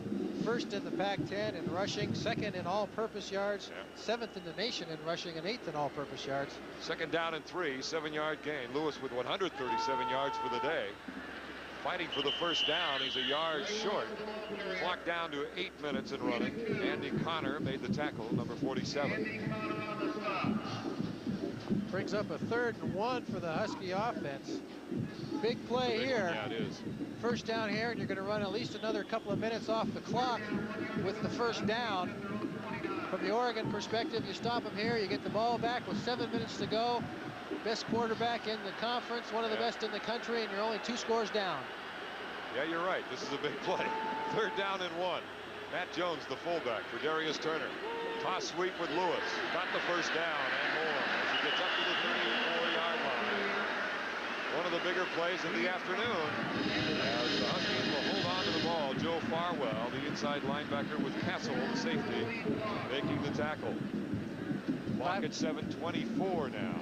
If I've got a big play, I'm going to give it to my big man. Averaging almost 7 yards a carry. 2 big plays for Greg Lewis. Also had some huge contributions in the passing game. He's only 21 yards away from his all-time high, which is 165 yards against Purdue last year. 1st and 10, ball on the 34 of Washington. Lewis again. Boom, boy, he laid a hit on number 45, James Bautista. Don't ever think that Greg Lewis at just 5'11", 202 can't deliver a blow. You can see 45, Bautista's head snapped back on that play. Huskies have been a good 1st down team for the most part of the day. Only 3 yards on that play. But they're only looking to gain 4 or 5 yards per play. They wouldn't mind having a few 3rd down situations as long as they can capitalize on them. 2nd down and 7 from the 37. 6:29 remaining, clock running. Going to throw, ball knocked away. Job by, I believe, Peter Brantley, who batted it away, the outside linebacker out of Irvine, California. He's done that one other time before he came into this game. At 6'4", Brantley, a former tight end. See the great athletic ability getting up there and getting the paw in the way. Mario Bailey out there waiting to make another catch for a 1st down. This is a big one here. 3rd down and 7. 6:23 remaining in the ball game. Huskies by 14. Brunell keeps it, gets a block, trying to spin away, and he got the 1st down. some great running and some good patience by Brunell, trying to let the play go ahead and develop. Give your blockers the chance, and he did. Darryl Singleton finally making the tackle. See the fake to Jones. He comes out. Derry stays on the pitch man. Lewis. Brunell keeps the ball, keeps going. Able to cut it upfield inside Singleton. Some nice blocks by the Husky offensive lineman to keep Eric Castle, the safety, from closing and forcing Brunell to go farther outside. And that's a real backbreaker. If you're on the defensive unit for Oregon right now, you got him at 3rd and 7. Boom, first down. That's the value of Mark Brunell. They don't know whether the Huskies in a 3rd and 7 are going to pass or run. 1st and 10. Lewis goes off the left side, gets away from one man, first down to the 35, the 30-yard line. And I believe that should give Mr. Lewis his best performance in terms of rushing yards in his career. He got 21 more there. More importantly, the Huskies with a big first down. Perfect Greg Lewis run. Look at Schulberg occupy his man. Watch Mario Bailey at the top right of your screen. He's still battling. He's still battling on Darrell Smith. 30 yards downfield. Greg Lewis, perfect I formation football. Run the blast. The fullback Jones leads up. Cut off of that. Go outside. Try and outrun people. Really fun to watch him. 1st and 10 from the 29 of Oregon. 5:22 remaining. Bryant right up the belly. Touchdown, he'll go all the way. Washington with a touchdown by Bino Bryant, going 29 yards. My goodness, Lewis sits down, and here's another sprinter.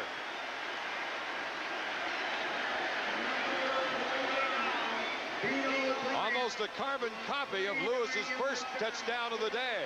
I'll bet it was the same play, Chuck. Right up the middle again. I formation football. Isolate the fullback on the linebacker, Batista. Bino Bryant breaks the 2 tackles in the backfield, splits the safeties. Oof. When you've got 2 weapons like that, awful nice to see your first guy go out, your second guy come in and make a great play. Travis Hansen with the attempt, and it is good. So Travis getting a little more work now other than kicking off, and gets the PAT. Washington still perfect for the year in the PAT department, as you see Bino. They have a drill here at the University of Washington that they run through some sort of gauntlet machine that's got foam rubber defenders on each side of it. And the whole idea of it is to learn how to split people shoulder pad to shoulder pad. Bino Bryant with a perfect example, going right between the 2 safeties. Matt Jones with a fabulous block on Batista. The Huskies open up a 21-point lead. 5 minutes to go. Just 2 minutes ago, we were talking about low and on the ground. They're going to try that. Well, he took a knee, the man who got the ball. Number 65, an offensive guard, I believe, Jeff Allen, says, well, guess I can't advance it, can I? That's why he's an offensive guard. Well, we asked for a 5-minute drive. They went 3.5, but they came up with a 7. Bino Bryant showed some kind of acceleration on that play from his tailback spot. It's awful nice as a tailback that the first people you have to make contact with are the 2 safeties. That's right. You're 15 yards downfield before you've got to duck your shoulders. They're going 90 miles an hour by then. First down for Bill Musgrave. Down 3 touchdowns. Guess who? Joe Reitzig again. He has been catching the ball an awful lot in the crowd today. Dana Hall defending. It's hard to fault the effort of the Husky defensive backs. They've been in great position, just have been unable to make plays on the ball. Reitzig doing a great job of closing to the ball, closing the gap between himself and the ball, and keeping the defender on his back. We're under the 5-minute mark now. 4:54 remaining. Clock running. And it's 1st and 10. All on the 42 of Oregon. Musgrave looks back left, got a man. Reitzig again, close to the first down. Right at the first down marker, which is the 48 of Washington. And Dana Hall again defending the right corner. Dana's out of Diamond Bar, California. And again, another one of those many juniors on this Husky team. Washington and Musgrave playing for his final time in Husky Stadium. 4:43 remaining. 1st and 10 from the 48 of Washington. Burwell goes in motion. 2 receivers now on the right. Looks for one of them and overthrows Jones. Lindsay out there defending. So it'll be second down and 10. How do you think, Musgrave? You've been in the NFL. Is he a first rounder, or does he have the arm strength to be that high? I think a lot of it depends on what trend that the NFL people think the game is going to. For the last 5 or 6 years, they've just been in love with big, strong quarterbacks who can throw the ball hard. Even quarterbacks that haven't necessarily been that effective in college. Seattle fans, Kelly Stouffer is a perfect example. Not that successful numbers in his college career at Colorado State, but he's 6'3", 210, throws it hard. Chris Chandler's an example. Musgrave is one of those guys, he's a Steve Walsh type. All he does is get it to the right guy. Second and 10. And Shedrick hit about the time he was trying to balance the ball, and he was hit by Dana Hall. Another quarterback that comes to mind is Craig Cupp from Pacific Lutheran. Taken in the 4th round by the New York Giants. They saw a big, tall kid at 6'4", 6'5", with a cannon for an arm. No experience at the major college level, but they're saying, here's somebody who we might want to work with because he fits what you're talking about. If you've got a quarterback already, if you're an NFL team, and you're in a position to draft a guy like that and give him a year or 2 or 3 or 4 to develop, that's one thing. But if you've got to win right away, I want a guy like Musgrave. On 3rd down, they go to the tight end. Number 88, that's Vince Ferry, who came in with only 1 reception all year, and they get the first down inside the 30 to the 28-yard line of Washington. Dave Hoffman on the tackle. That seam route to the tight end again. The tight end gets a step on the linebacker. You see Hoffman drop back in the zone. Everybody off in zone. Gets a step on Hillary Butler. Perfectly thrown ball. Lobs it over Butler, but in front of the corners. Dana Hall comes in. Great pass. That's what Musgrave could do. Yes. A strong arm guy. It's a spot pass. Is not going to lob that ball over Butler's head. He's going to try and throw it right past his ear. 1st and 10. And in comes Tyrone Rogers, number 57. That is his first sack of the year, the transfer from Oklahoma, playing as a backup to John Cook. Musgrave tries for the pump and go, and there's no time for the go. We got the pump down okay. Tyrone, a very good athlete. On that last play, we saw him dropping off in coverage from his nose guard position. This play, he comes strong, beats the center Boatwright, gets his first sack as a Husky. 5th sack for the Huskies today overall. And the clock is running with 3:28 remaining. This one looks like it's pretty well out of the reach of the Oregon Ducks. The Ducks don't seem to be in any great hurry. No, they don't. And they have 3 wide receivers to the right. This would give Oregon a 2nd conference loss with no wins in the Pac-10 so far. Got a man over the middle, the tight end. Ferry can't hold on. Boy, he was open. Tommy Smith, Dana Hall in there. Ball right where it has to be on the part of Bill Musgrave. Ferry with 2 hands on it, running that same route again. Well, and the defense doing a good job of swinging at it, hitting his arms, trying to bat it away. Oregon not only would go to 0-2 in conference, as you see Musgrave's totals coming into the game. Oregon winning the 2 games in Eugene in '87 and '88, losing up here last year. First of 3 more games in Seattle. 3rd down and 16 as Jones goes in motion. Draw, Burwell. Boy, had a good opening. And Tyrone Rogers with a good recovery. Number 57, the nose guard. Tyrone been trying to get that leg in shape after injuring it. His left knee. Back it was spring ball, wasn't it? Early in spring ball last year, school year. Oregon, having lost to Arizona Right. in Tucson earlier, this loss apparently to the Huskies today. This is only their 2nd road game. Yeah. They're 0-2 on the road and 0-2 in conference. They go home for 3 straight home games. This is 4th and 12 as Burwell goes in motion from the 30 of Washington. Goes for the lob, has Jones. Boy, he was open. Led him a little too far. So they'll Probably go ahead and take a fourth one. Let's see. That was fourth. I'm sorry. It's 1st and 10 now for the Huskies. Looking at the schedule as the crowd gives the defense a fine round of applause. Oregon will host Arizona State, Stanford, and UCLA before they go to Cal and finish up at Oregon State. Now for the Huskies, they have a huge game next week down at Stanford. And then they get 3 at home: Cal, Arizona, and UCLA. Then they go to Washington State for the Apple Cup. Billy Joe Hobart will be the quarterback for the Washington Huskies.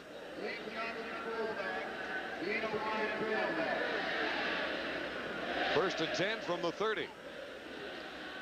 Second unit in there. There's Bean O'Brien. Cuts away from one tackler and gets up to the 35-yard line. Good 5-yard gain on 1st down. Eric Castle and Johnny Taylor, a backup corner to Darrell Smith on the tackle. Under 2 minutes. Minute 56 remaining. And Chuck, what's your impression of Washington now? I mean, they have done something in terms of having to play a very, very good Oregon team, having to win. Are you more impressed with them? Every week. What they've done today, similar to what they did to Arizona State last week. They just kept pounding and pounding and pounding with Greg Lewis and that big, quality, athletic offensive line, and it just takes its toll eventually. They don't panic if the other team scores. We've seen it every time this year that the opponent has scored. So many times the Husky offense has come back on a nice drive of their own to answer right back. Shows a lot of poise, a lot of character. Greg Lewis is just a horse. You got a guy like that you can ride. It's awfully nice. A new career high today. Well, but you've got money in the bank with Bean O'Brien right behind him, who may become just as big a threat. And Bino is only a sophomore. 3rd down and 2. Hobart still with it. Pitches to Bryant. Oh, look out now. White jerseys everywhere. It's raining yellow and white. And Bino lost a couple, so it'll be 4th down, and Channing Wiles comes in to punt. 36 seconds remaining in the game.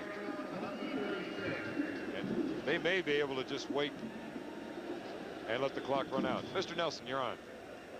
The executive producer of Prime Sports Northwest is Clayton Packard. This game was produced and directed by Michael Odino. Our production manager is Carl Malone, and our production coordinator is Liz Surrett. Facilities have been provided by 3rd Avenue Productions. And we've got 10 seconds on the game clock, and the 25-second clock is about 2 seconds ahead. I'll go ahead and punt it. Last play of the game right here, and a wobbly one by Wiles. And the clock has run out. It's Oregon ball, but it doesn't matter. It is over. The Huskies are now 3-0 in Pac-10 play and 5-1 overall. The Oregon Ducks are at 0-2 after losing to Arizona, and now the Huskies, and 4-2 for the year. Don James coming in for now his 127th career victory at Washington, and goes now to 11-3 against Rich Brooks. His daughter giving him a hug, Jenny, for Don James. Let's take a timeout. We'll wrap things up here in Seattle right after this.